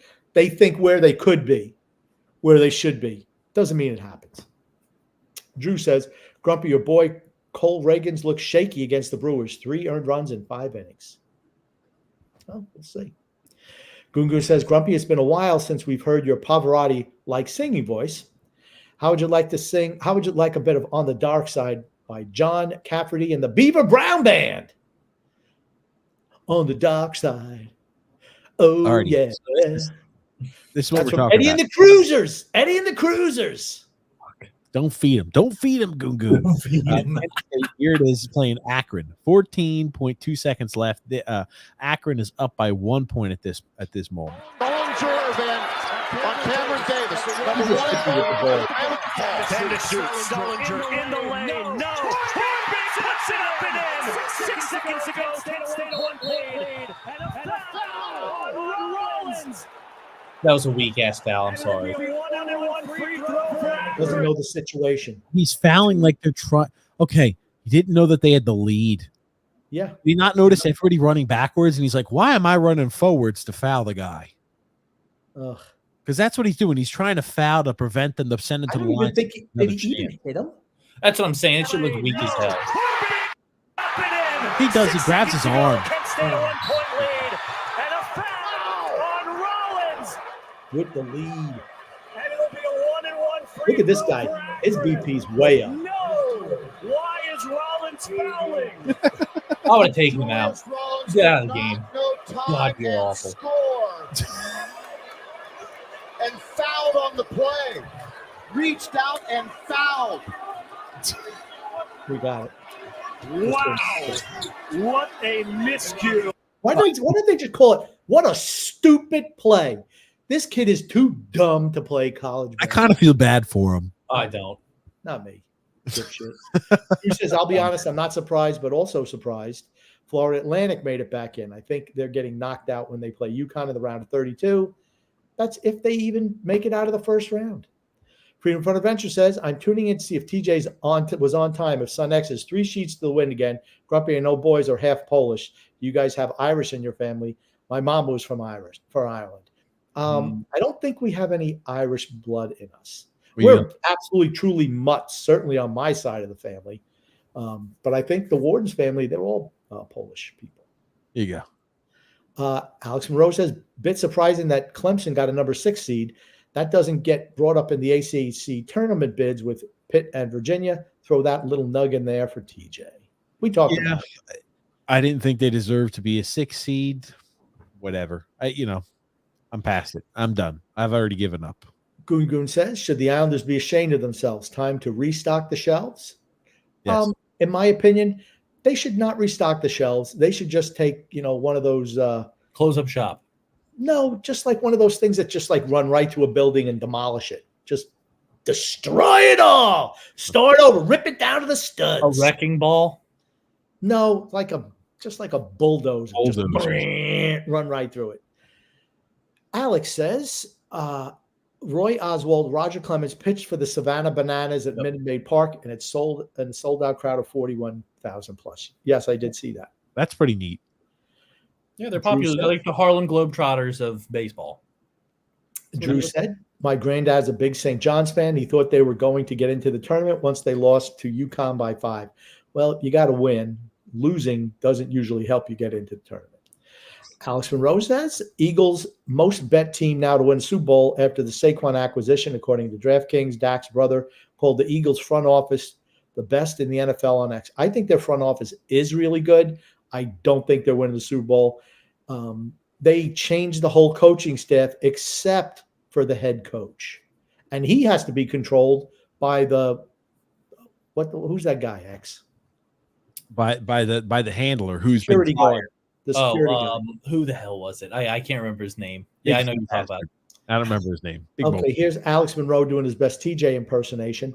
Auburn is ranked in the top 10 in both offense and defense in the country, according to KenPom. How does that equate to a number 4 seed and an overall number 15 seed in the tournament? Because these Johnny Pencil pushers who determine the seeding are losers that try to rig the tournament for the results that they want. That's why. Next comment. Alex Monroe says, Man City signed a 14-year-old America wonder kid, Kevon Sullivan, to their academy from MLS side Philadelphia Union. He also had interest from Bayern, Real, and Dortmund. He's freaking 14. You want to know who else was a 14/16-year-old who was supposed to be a world beater and just the best player since sliced bread who never panned out? Freddie Adu. Freddie also came from the United States. They all He go was on. 16, though, wasn't he? 16? Yeah, he was 16. So. HB Carlos says, salute, 3 family company. What's up, HB Carlos? What's up? Here's Derek Monroe, Alex's brother, would like to shout out Arsenal for proving this podcast wrong and making it out of the round of 16. Go Gunners. Woo, let's slow clap it down for beating Porto, man. Man, tough. Real tough. I do want to speak about another item, soccer related. This kind of ties in. Now, Man United and Liverpool played today. Now, you know how some people are like, oh, man, they're so mean and vicious, these fans, these people. You know, like Anthony Rendon when he gets heckled by a fan in Oakland, grabs somebody by the shirt like he wants to punch him. And these people start yelling and screaming. They get so upset when they catch a little bit of slack. I just want you to take a look at what these Liverpool lost. What a shock. Loser Liverpool found a way to lose against miserable In Man. the 121st minute. Yep. So look at what these fans look at the fans. Oh God, to the Liverpool section. Come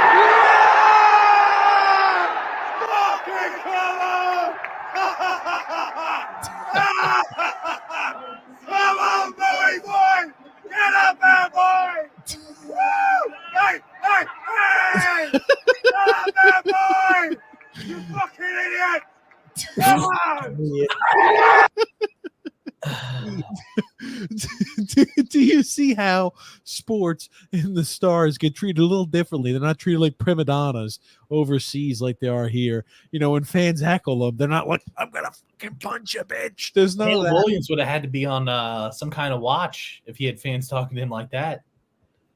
He would have had a full-blown meltdown.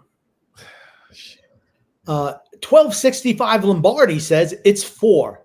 Illinois won the Big Ten. Yeah. East is miles more difficult than the others. Yes, absolutely. Alex Monroe says Trabzonspor Ultras Yes. stormed the pitch against Fenerbahce after losing 3-2. Fenerbahce. Roundhouse kicked an Ultra. Okay, here it is. I'll pull it up. So there's a few things that happen. Let me put you like this. Now, these are 2 Turkish league teams. They were celebrating. Happy the Turkish side. I'll let you watch. On an away team's field. Who's this guy? Well, you're starting to see a lot of fans look like they're coming down. They're like ants. Ants after they finally got their little prey, you know? That something's eating a leaf and the ants. Uh-oh. Are people coming out of the stands? Watch out. Uh-oh. I bet you there's alcohol involved in a lot of these. Oh, yeah. Oh, my God. I'm going to let you know something. All of the orange shirts have been used. you're going to see all the defenses are out there on the field right now for the players. They've exhausted their resources. Exactly. You're just about to see more and more fans pile up. Get the hell off the field. I love how they're always like, "Oh man, Caitlin Clark, she almost got hurt there once the fans stormed the court." It's a little different when these type of fans storm the court than teams that are celebrating after a little win. God Almighty. Oh, buddy, they just keep trouble brewing. Throwing That guy's got a stick in his hand. I'm getting out of Dodge. Get the fuck off the field. They knew it was coming. Look the at fans all. are trying to storm the locker room. Look at this guy, the one guy with yellow still left back there.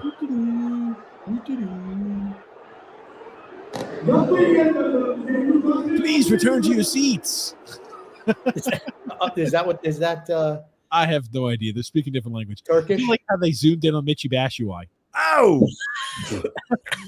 Oh! Wow, look at him doing a little Hong Kong Phooey back kick there. They said a little Jackie Chan, little boom, a leg kick. Oh, good gracious. Hong Kong. You think he gets a red for that? We've got to start finding fan fights again. We've taken a break from fan fights. We need to Fan bring fights back are the fan best. fights. They're the Fan best. fights are good. Here you go, X. Let's continue. Let's go, X. Hollywood Derek Brown. Monroe says, different maker Hollywood in the Brown. room. Now, here's the thing. What you need to know about Derek Monroe, he's a dyed-in-the-wool Kansas City Chiefs fan. So let's see what he has to say here. Hollywood Brown could prove to be the difference maker in the receiver room for Kansas City. That's categorically false. Just that is not true. Can he produce on the field? He's not going to be a difference maker in the room. Sorry. Be interesting to see who they snag in the draft. Hopefully a wide receiver with some height, please. I think Kansas City will draft a wide receiver. At least one. I think is the weakest part of the team. They also need tight end. Freedom Fund Venture says the Islanders ownership was again informed by failed GM Lou that they didn't need to be sellers because they're a playoff team. Suckaloo must be fired. The same nonsense every single year blows. Well, here's the thing. Detroit is doing their best to shit the bed. They got blown out by Pittsburgh today. Frank K says, if anyone thinks the Rangers would beat the Rangers in a series is delusional. This team looks like quitters. Isles. The Isles will beat the Rangers in the series are delusional. That's right. The team looks like quitters. Goon. Did any of you funky mothers see the film The Holdovers? Yes, I did. I thought Paul Giamatti was great. I agree. As he always is, but the film overall felt a bit flat, and the ending was like a big fart muskrat. I agree. Big fat muskrat. Johnny Mac says, Grump, SEC champs. Repping it for you, Johnny Mac. You know that. Derek Monroe says, it seems the FA Cup final will be the Manchester Derby. Ten Hag sure does suck with teenagers in the lineup, don't he? He'll be gone at the end of the year. Ten Hag blows. It's not tough to score goals on Liverpool. I mean, Real put 5 up last night. Wow. Ow! It's not saying much. You're about to see Liverpool do their typical collapse at the end of the season. Like always, the choker that Klopp is. Johnny Mac says, Grumpy ordered SEC championship t-shirts? Absolutely should. Let's rep the Auburn Tigers basketball program. Yes. SEC champs, that's Alex Monroe, says Jamie Carragher got a big mouth. He insinuated that CBS Sports anchor Kate Abdo was being disloyal to her boyfriend Malik live during Champions League coverage this past Tuesday. The narrative is Terry Henry has the hots for Abdo. Guess what, though? You know what? He's a Liverpool hack, isn't he? He is. He's a loudmouth piece of shit. I hate him. He's a scrub. I like that. Actually, I like that foursome. I think Kate does a really good job as the moderator. Terry Henry, when you want serious, if you want to know what's going on, you listen to Kerry Henry. Then you got the other two jabronis, Carragher and Micah Richards, and they're just Micah Richards. He does have a good laugh. It's infectious. Micah Richards. Come on, Grumpy. Come on. Let's. I do. We got. What A whole bunch. What the hell do you mean? Okay, Grumpy. We've got a lot of these memes to get through here. Hour 30 in already. I don't want to be talking too much about them too much. You're wasting more time harassing me than let me have the 3 words I want. Oh my God. Okay. Well, look here. Here's a few memes there. Trevor Bauer playing against the, I guess the little Dodgers. Trevor Bauer versus Dodgers. Apparently, he pitched well. Long story short, he pitched well. He came out and spoke afterwards.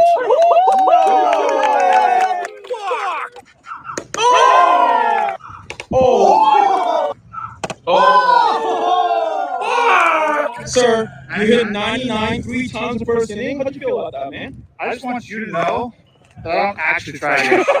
I'm glad you're here to see that, so you know that I have that when I want it. Aluminum. Fuck. Now he's asking the fans to call a pitch. He's currently asking the fan to pick a pitch for him, and he's gonna throw it in the game. My ball. Oh! He picked it! Let me ask you this. Trevor Bauer, any chance of making it back to the MLB, yes or no? I cannot believe that he has not gotten signed when he was cleared of all those ridiculous freaking charges from that skank. I cannot believe it. Domingo Germán has been, okay, it's okay. We know that you beat up your girlfriend. Absolutely know it. And he's getting another shot, and this guy doesn't. Why? Okay. The Dolphins are dedicated to signing back Tua Tagovailoa on a long-term deal sooner rather than later, per ESPN. Tua is expected to receive a contract with an AAV of over $50 million per year. Yikes. Yikes. Tua turn the ball over. We'll still be playing. Good. I'm happy. It'll be a mistake. Just like Daniel Jones was a mistake. You heard it here first. You heard this here first. Now, this is something interesting we're putting up here. The Dolphins have lost Christian Wilkins, Robert Hunt, Xavier Howard, Andrew Van Ginkel, Brandon Jones, Jerome Baker, Emmanuel Agba, and then Keon Crossan. Okay, Christian Wilkins is the big one. After that, I think Howard's Hunt's pretty good. So is Howard. No, Howard's kind of finished, and Van Ginkel was good when he had a chance to play. Who's their big edge rusher? He came in and played pretty well. The dude who tore his freaking Achilles. How about Chubb, right? Chubb, I don't Not think Chubb. Maybe No. it was Chubb. He did really well though when he was in there. But you know what? He's going to go to get paid. It was no way he was coming back. God. Oh boy, here we go. Rule change. The Colts have proposed a change that the coach or replay official can challenge any penalty that's been called. Oh God. Okay. You know what? That would make games like 6 hours long. No thanks. That's why they don't call everything on the field. Don't do it. Don't do it. Now, this is the thing, right? You were talking about Saquon Barkley, right, for the potential. James Franklin, who said that general manager Howie Roseman spoke to Saquon Barkley during the negotiating period, which is tampering for NBC. Well, So you know what? it's the head That's neither here nor there. You know what everyone else is going to say? No, it didn't happen. This guy's full of shit. Oh, okay. Gotcha. Yep. Giants are convinced. Oh, God. Ugh. Giants are convinced that Drew Lock to sign. He's got a chance to be a starter. Ugh. Drew Lock sucks. Drew Lock sucks. Similar to a Baker Mayfield situation. And that's what My I'm saying. God. That was the thing about the Brian Burns thing. What does it matter if you get Brian Burns? Your team is going nowhere. You don't have a quarterback.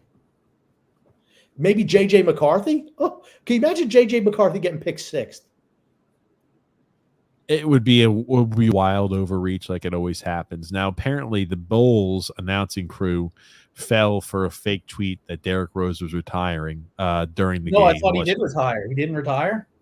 No, it was a fake. It was a fake Adrian Wozniacki account that tweeted it.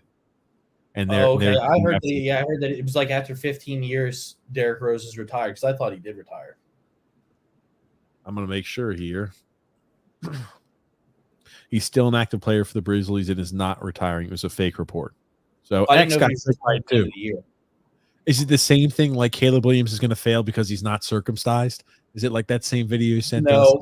I saw it was a tweet that came out. I saw that it said that Derrick Rose it was by a fake account. It was by a fake account. Anyway, apparently the Bulls organization also fell for this too. Hit me with it. It is out on the internet. Adrian Wojnarowski reported that Derrick Rose is retiring after 15 seasons. How about that? Wow. Think about Bulls' impact we've had already tonight. Dennis Rodman coming in And now Derrick Rose, after 15 seasons in the NBA, and of course the #1 pick by the Bulls in 2008. Hit me with it. I like how the guy makes the sound effects. Anyway, yes. Anyway, here you go, Drew. We got one more here. I think from Drew. Drew says, "You know who is the biggest Seton Hall fan? Frank the Tank." TJ, I sent you a video of him freaking out. Okay, I'll pull that up. Oh God, I didn't know he was a Seton Hall fan. Grumpy loves Frank the Tank. Go ahead. Freedom Front Adventure says Palmieri, quote, not being able to talk your way into the playoffs is spot on. Disgusted Sorokin needed to hear those twisted, scummy D-bag Ranger fans chanting Igor is better. Sorokin always tops in Russia. Oh, okay. I didn't know Palmieri said that, yeah, you can't talk your way into the postseason. Any thought on that? We're a loser organization. Was that Grump? We're a loser organization. Islanders are a loser organization. Just are. Okay. Glad that's what you got on it. Okay. I mean, what are we doing here? I mean, they beat you cards. Okay, thank you, Grumpy. Okay, I guess I'm not going to watch it because Grumpy does it. Was that X? Mute yourself and it might not echo. No, it does. It does. Anyway, okay. So we're not going to listen to that. Sorry. It's echoing. Grumpy. Everything has been echoing the whole show. We keep telling you that. You just ignore it. Okay. Grumpy. It is what it is. X can try playing it on his screen. X can try playing on his screen. He's more than welcome. Send it to Who me. says Matt Painter, who has produced coach, is awful. He just brings in great recruits. Purdue losing in the Sweet 16 like they usually do. I'm taking Houston to win the whole thing. Well, Drew, I'm sure you're going to lose that bet, just like you lost in fantasy football and how you're getting ready to lose in the NHL and the fantasy league. I can't wait for Grumpy to say Purdue's going to win it all again this year. I think UConn's going to hold. Alex Monroe says the last time Ronnie Boy won a legit trophy, Messi was still a Barcelona player. Our friendly cup doesn't count. Sorry. Yeah, I don't know. I'd say that Serie A trophy matters. I'd say that counts. I'd say player of the Italian league probably counts. Player of the year for Manchester United counts. I'd say that player of the month 4 times in the Premier League probably counts. But maybe fans, they're not such great memories. Maybe these SEC fans, maybe Al, the SEC fan, not such a great. Sorry, we can't play in the Burger League or in Uber Eats League. Sorry. Drew L. Grumpy. I agree with X. Duke is terrible this year, but next season they're going to be nasty. Their recruiting class was insane. They need some guys. They need some men on that team. Hit the zoom in button, X. Okay. The full button there. Oh, you want the how full? it's got the expansion button right there? Yep. There you go. Okay, you ready? Yes. I mean, what are we doing here? I mean, they beat you cards. You got the #1 overall team. They won 20 games. I mean, what is this? Spoonie is on Fox? I mean, are you kidding me? And then we got Virginia basketball. I had to watch a senior citizen center play. These people, they are the boringest team ever. They hold the ball to the 9-second ever. It's like basketball in 1950. If anyone played like Virginia did, the sport would have died. Are you friggin' kidding me? Any questions for Frank, Mark? Who wants to watch Boise State? Who wants to watch New Mexico? Who wants to watch Seton Hall? New Mexico did win their conference tournament. These are all fine teams, Frank. I mean, Oh, no. Virginia is unwatchable. They are unwatchable. I do agree with that, Frank the Tank. All right, there we go. That's I don't really have. Frank, will you be watching the NIT? Paint drying is more exciting than Virginia basketball. I got a question for Frank. Frank, would you say the inactivity of the committee is a lot like Miami Dolphins GM Chris Greer's inactivity in signing a lot of free agents this week? Yes. But Chris Greer said he's smiling ear to ear because winning is fastest. He wants to get these. All right, yes, please stop this. My God, I'll tell you. Anytime I watch that guy, I'm like, he makes me feel uncomfortably embarrassed for him. is nicest way I can put Yeah, it. very cringy. Okay. SEC champs, Grump. That's Alex Monroe. Since Messi joined Miami, they have a winning percentage of 12.5% when he doesn't play compared to 55.6% when he does play.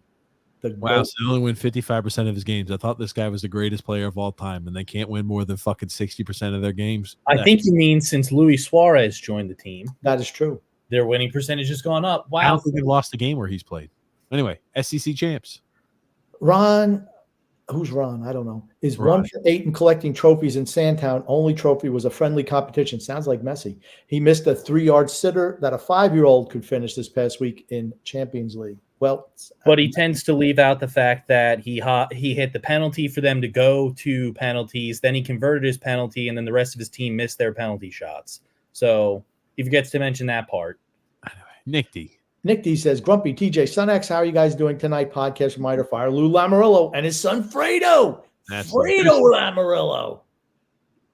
Joseph C says, feel like St. John's just gets in because of name value of Rick Pitino and no other reason. Maybe.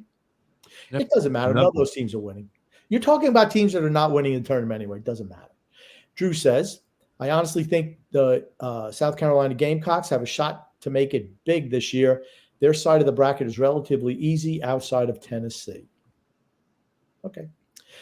Derek Monroe says, RJ Davis, Cormac Ryan. I don't know who these freaking guys are. They can all shoot the 3-ball from North Carolina. They're definitely a title contender. They have to play defense. They win games by having good defense, not shooting the lights out. That's not the way they're built anymore. In the ACC semifinal game where they play Pittsburgh, they mentioned on the telecast. I don't watch any Chapel Hill games. They mentioned on the telecast that they'd only had going into that game 3 players that had 10 or more 3 points made that season. That's bad. You're playing 40 games or however many games. You only have 3 guys who've hit more than 10 3-pointers. That is not very good. I don't care who could hit the 3 or who doesn't. You're not hitting the 3. So that's simple. Drew L. Drew says, I also think the College of Charleston could be another team that surprises a lot of teams.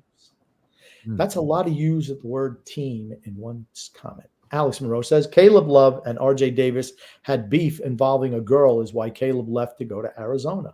Oh, shit. That's right. Maybe we did cover that. Joseph Seagos could have done without losing Ryan Lindgren, but that dude is like a robot, gets injured, comes back in 2 games. That looked like a nasty leg injury. Now, who's it? Was it Paul Mary who hurt him? No, it just, how sometimes you go into the boards and the guys and Pajot were mixing up and you just kind of, the boards don't give. And I mean, I don't think it was intent to injure hit. I don't. Freedom Front of it said Carolina Panthers made a very good signing with guard Robert Hunt. They overpaid. He made $20 million a year. That's too much. Very good player. Last year was his first year with injury that affected him. He'll be missed in Miami. The Dolphins are in a bad cap situation. I think what they're trying to do this year is what they didn't do last year, which is to give Bryce Young the greatest chance to succeed. You have to find out if he can be the guy. You have to find out. Drew says, like I said, Drake May is the best QB in this class. I stand by that. I agree too. I think he's going to be real good. Joe C goes, I like the Jets getting Tyron Smith, even though he's older and injured a lot. When healthy, he's still a really good left tackle, though. Yep. And the Moses guy is also really good at right tackle. Joseph C says, still think the Jets need to draft a wide receiver. I don't want Brock Bowers. He looks like tiny and soft. Would rather have Odunze or Neighbors. If they're still there, they will not be there. He kind of reminds me a little bit of Alan Page, the way he looks on the field. Drew says, remember when Joe Biden thought Laken Riley was Lincoln Riley? Yeah, it's because he's an incompetent, know-nothing fuck. Joseph C says, there's talk the Vikings want to use their 11th and 23rd pick. They just traded for it to get McCarthy at 5. Yikes. I mean, why would you trade for McCarthy? Why not try to trade up with New England and get Drake May? New England's not trading. McCarthy, I'm sorry. I'm just not impressed by him. It's called the I just won the national championship boost. Okay. Yeah, he's Captain Handoff. Drew says, I think the Giants are baiting the executives by saying they're interested in J.J. McCarthy. I don't believe they're interested in him for a second. The guys they want are Odunze and Neighbors. They'll be able to get one of the two wide receivers. They pick sixth. At 4, okay, the first 3 picks are going to be quarterbacks. Then you have 4, 5, and 6. Those are going to be the wide receivers. The Giants really need to bottom out. I feel like we're in the same boat with the Giants, except the Giants are worse than the Islanders are. But the Giants are bad. The Giants need to absolutely bottom out so they can get a good quarterback and rebuild. Simple. Joe C says Brian Burns is a better acquisition than bringing back Barkley, but the Giants' offense is freaking brutal. They are brutal. Yep. Drew says, I honestly think the Eagles grossly overpaid Barkley. I'm okay with the Giants replacing with Devin Singletary. Singletary is underrated. Singletary sucks. Yeah. I'll just add that last one just because that's the truth. Gungun says, I can't lie. I rarely watch basketball, but why do chaps wear long sleeves on one of their arms while competing in the sport? They're bitches. It's called a shooting sleeve. They're bitches. Drew says, let's say someone like Lance Dickerson signed with the Giants after being a vital part of the Eagles for some time. I guarantee you Eagle fans would feel the same way or cry even more. I don't care. I don't care that Barkley went to the Eagles. That doesn't bother me at all. Dickinson's going to be a center for them. He's going to take over if Travis Kelce's truly retired. He'll take over for Travis. No, not Travis. What is it? What's the first name? Jason Kelce. Jason Kelce. He'll take over him at the center spot. He got another ridiculously high contract. Interior offensive linemen are getting paid this year. Drew says, Grumpy, the Giants offered Saquon 3 contracts and 3 separate times, and he took $3 million more in guaranteed money to become an Eagle. Saquon wanted to leave. End of story. He didn't want to play for the Giants. I disagree. He wanted big money. Just like Austin Eckler wanted big money. Remember the big running back convention they had? We need to stand up, so we're getting paid what we deserve. Well, you know what? Sorry, that's not the way it works. Drew says, plus I think Saquon signed with Philly to possibly spite the Giants as well. I don't think so. He went to the best situation. Drew says, plus, what people don't understand about Saquon is he's not a game-changing running back. He's good, but he needs a great quarterback to spread the field in order for him to do well. Tommy DeVito won the Giants game. Okay. The Giants fucking blow. They suck on offense. Saquon Barkley is a good back, and he's going to be really good for the Eagles. The Giants' offensive line is disgracefully bad. I looked at their lineup yesterday. I'm like, they're terrible. Somebody said, have fun playing behind Jalen Hurts and having Jalen Hurts take 75% of your rushes. That's what people were saying. Maybe. Jalen Hurts is bad. He's going to be replaced by Kenny Pickett, and that team wins the Super Bowl under KP. God. Okay. You know the show is going off the rails when you hear that type of comment. JP says, how many head coaches in any sport are actually good at being GMs as well, though? The answer has to be close to 0. Yep. Yeah, it's difficult to do both jobs, particularly in salary cap. Really tough. Drew says, I had Broncos country, let's ride, stuck in my head all day. It was hilarious. Steeler country, let's weld. Steeler country, let's weld. I thought you said let's smelt. Is that what you said? That's what I said. Smelt. It was weld. I couldn't remember exactly what the new meme was. And they had Russell Wilson when he arrives to Steelers country, and it was like a metal factory where like shit was just blowing up all over the place. Like it was so bad. Joseph C said Pittsburgh is in a tough spot because they're not bad enough to draft a top quarterback in the draft, so they kind of have to keep signing veteran quarterbacks. Maybe it's time for them to just go hit the freaking reset. Yeah, that's just a correction on the other one. We already corrected it. Stephen Porter says the Steelers will dominate regardless who their quarterback is. They could have even won with that old, decrepit, waste of space Brady. Well, you know what they say? If you can't beat them, try to sign them. And that's what it was in Pittsburgh. And when the chips were really down, Pittsburgh could never, and I mean freaking ever, beat Tom Brady and New England Patriots. They couldn't even beat the Patriots this year. Didn't the Patriots beat them this year? I don't know. Well, maybe they did. Yeah. Frank from Empire State says, why did they move on from Pickett so fast? Because he blows, and he's got hands like a gerbil. Next comment. Can't throw. Stuff like that. He says, I've seen a lot of people complain about Fields' pocket presence. He holds the ball too long and basically makes him a sack machine. Yes, he's been sacked I think he's lost like 310 yards in sacks last year. He blows. Stallion. Simple. He's got no chance. Freedom Fund Adventure says, if the Steelers moved on from Pickett so fast, does that mean, in fact, that TJ is not the talented evaluator of quarterback he brags about? Absolutely. That is correct. No, here's the thing. I won't say that. Listen to the draft special. It was a very apt assessment of him. He's not going to be a guy that lights the world on fire. He's a guy that I think has a very high floor but a low ceiling. And this is a guy who I think the best case scenario is a slightly above average quarterback. I said it there. We've played it already. I go back and play it for you again. I didn't think he was going to be the greatest thing since sliced bread, and he's just not. His floor is the Marianas Trench, and he's there right now. He was a guy who played with matches and ended up in patches. He almost burned Pittsburgh to the ground with his shitty quarterback play.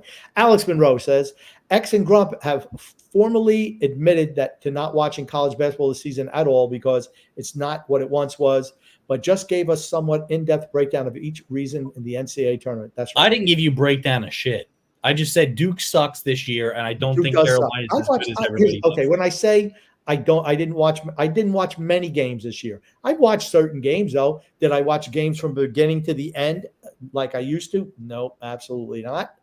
But I've certainly watched games this year, but certainly not as much as I used to. But I've seen certain teams. UConn looks really good. Purdue looks good.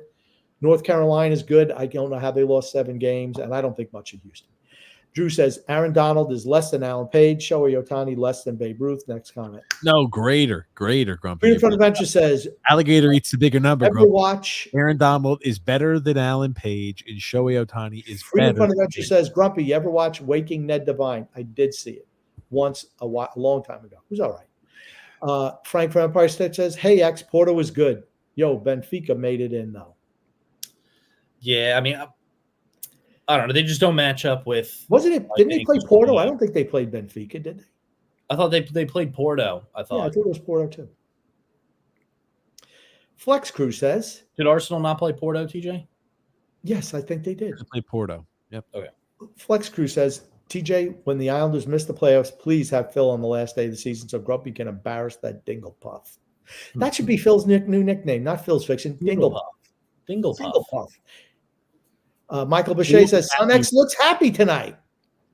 I will be happy when he's offline. When Phil's done, I'll have a shit-eating grin. I'm going to be happy. I won't be sad. I'm going to be happy. I'm going to impose that with an iron thumb. They could still squeak into the playoffs because Detroit is just falling apart. Washington. I'm telling you, Washington. You keep sleeping on Washington. Washington's ahead of us. Like Buffalo did last year. Alex Monroe says, if Ron would have gotten the Salah treatment for the Man United fans, you think he would have spit in their face, slapped the fan's phone out of his hand, give him a washing dish celly, put his shirt down his pants? I don't know. Here's the difference. Last time I checked, those guys didn't say, "Hey Salah, you're dog shit. Hey Salah, you suck." They were laughing at the team, not the individual player. Yeah. It's never, "Hey Al Nasser, you suck," or "Hey Al Nasser, you're trash." It's always, "Ronaldo, you're trash. Ronaldo, you suck." It's all targeted towards one individual, not the team, like in the case of quote unquote the Salah treatment. Next. Alex Monroe says Filipowski wouldn't have survived in Fernabach. And neither would Caitlin Clark. Frank from Empire State, alcohol, the solution and cause to life's problems. Homer Simpson. True. Frank from Empire State adds, holy crap shit is getting real at that football field. Visiting team can't celebrate like that at another team's home. Yep. Michael Shea says, gentlemen, please pray for Lou the senile, who would be gone after the season. I personally send him the visiting angels to wheel him out. God. No, I'm not going to say it. Frank from Empire State. I was just thinking. Don't say. Don't say it. No, I'm not going to. I was just thinking. I'm not going to say it. You're probably right. Don't say it. I was just thinking about the Monty Python movie, The Meaning of Life, when they're having a dinner party at the end and the Grim Reaper comes in to visit. That's all. Frank from Empire State says, I think Lou is definitely gone after this year. Write it down. He won't, unfortunately. We hope so. Yes. X. Freedom Front Adventure says, Phillips and Chubb. Phillips was the guy who he took the place. Yes. Yep. Or Miami's two big edge rushers. Miami not signing Tua to a $550 million deal. That's more than top QBs. Next won't be soon. Miami needs to wait until when post-June cuts and the money's available. They save like half the money. Split between this year and next year. What about do you think Mahomes comes in and says he wants to renegotiate his deal? Maybe. I mean, he's seen what all these guys are getting paid. He does. I mean, I think he deserves it. He's deserving of it. That's for certain. You realize him and his wife, I was going to say girlfriend, they've bought some girls' soccer team in the Kansas City area. And they put the first game on ABC. Next comment. Freedom Fund Adventure says, Frank sits on a couch and is a hysterical lover. I don't know about that. They should have a favorite couch sitter, Grumpy, on. Ooh. Joseph C. says, Frank is the worst. They're talking about Frank the Tank. Yes. Milo Brownie says, yeah, Drew, over an hour and counting on an out-of-season sport. Yeah. Joseph C. says, is football ever out of season, though? Joseph C. says, hey, Alexander loves Mike McDaniel. The Dolphins are going to be great with the immortal Tua Tagovailoa this year. I don't think so. Probably not. Well, Brownie says, think both Islander goalies are done being team saviors. They've got those OT points so the team could be a playoff contender. The team's done nothing to help themselves. There's nothing they can do. Freedom Fund Event says, wow, Palmieri was another quote basically saying that it's not the coaches and the problem is the players. Yep. It's a general manager. JP says, the Islanders, like I said, 3 coaches in 3 years. JP says the Islanders franchise, when it was run well, was one of the first to align their franchise and fan bases with the word country. Absolutely, Islanders country. They did it partially to separate themselves from I the didn't Rangers. know that. I don't know if they did it to separate themselves from the Rangers. Derek Monroe says, TJ, UConn made 6 threes total in the national championship last year. You don't need more than 3 3-point shooters. You must not know Carolina isn't live off the 3 or die by the 3 program like Duke is. Okay, well, here you go. UConn, on average, in the 39 games they played last year, attempted 25 3-pointers a game. Oh, Derek on Monroe. average, hit 9 3-pointers a game. They did not shoot well in the national championship and still managed to win. Here's the thing. Who'd they play? Was that? Who'd they play last year in the national championship game? San Diego State. San Diego State. Right? It was San Diego State in the finals, I'm thinking. I couldn't even tell you. I thought it was North Carolina. No, it was North Carolina and Kansas. Maybe that was 2 years ago. Okay. No, San Diego State. They beat San Diego State by like 20 points. That's why they weren't shooting a lot of 3 balls. Yeah, didn't need to. Yep. Come on, Derek. You got to be better than that. What about North Carolina? Did you bring up their things for the threes this year? Yeah, they're bad. I'll pull it up. Drew says, I see the Giants doing one of 3 things. Either take a wide receiver at 6, take Joe Alt, the offensive tackle, at 6, or trade back and get draft capital. I'd be shocked if they took a quarterback. Might as well do it in round 2. Yeah, might as well. Drew says, I mean, hey, Bo Nix might fall back to the 2nd round. I'd take him there. San Diego State beat FAU in the Final Four. Remember, it was FAU. Like, San Diego State didn't really play. I'm looking at San Diego State's the road they had the finals last year. And, like, oh, my gosh, I forgot. Yeah, they beat Florida Atlantic. They beat Creighton. They beat Alabama. That was the big team. Furman and the College of Charleston. Frank from Empire State says, laughing his butt off, hands like a gerbil. Andrew L says the Jets signed Tyrod Taylor for a backup, by the way. It doesn't matter. If Aaron Rodgers gets hurt again, the Jets. That's it. Season's over. Frank says, I meant Arsenal Porto game.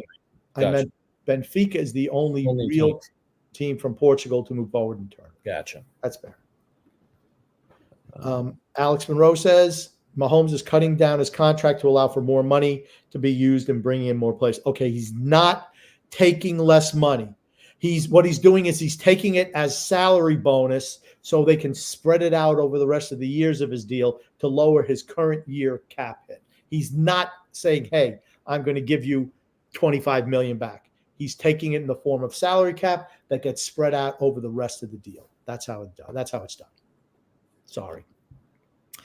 Derek Monroe says, which league members drafted the best today in fantasy baseball, in y'all's opinion? Who drafted the worst? X drafted the best. Everybody else drafted like shit. Well, there you go. X knows he's the best. That's a good way to end the show. All righty. Let's wrap things up here. 2 hours in. Grumpy and Sun X. What do you want to say before we wrap things up here today? I want to say love and laughter to everyone who listens and even those who don't, from TJ, the grumpy old man, and Sun X. And Sun X, what do you want to say before we wrap things up here, buddy? I just want to thank everybody for coming out and listening, and we will see you guys next time. Hey, it's like some Cobra.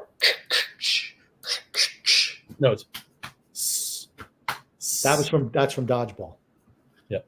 Remember Cobra? With the axe. One of the axes. Yeah. Yes. Yep.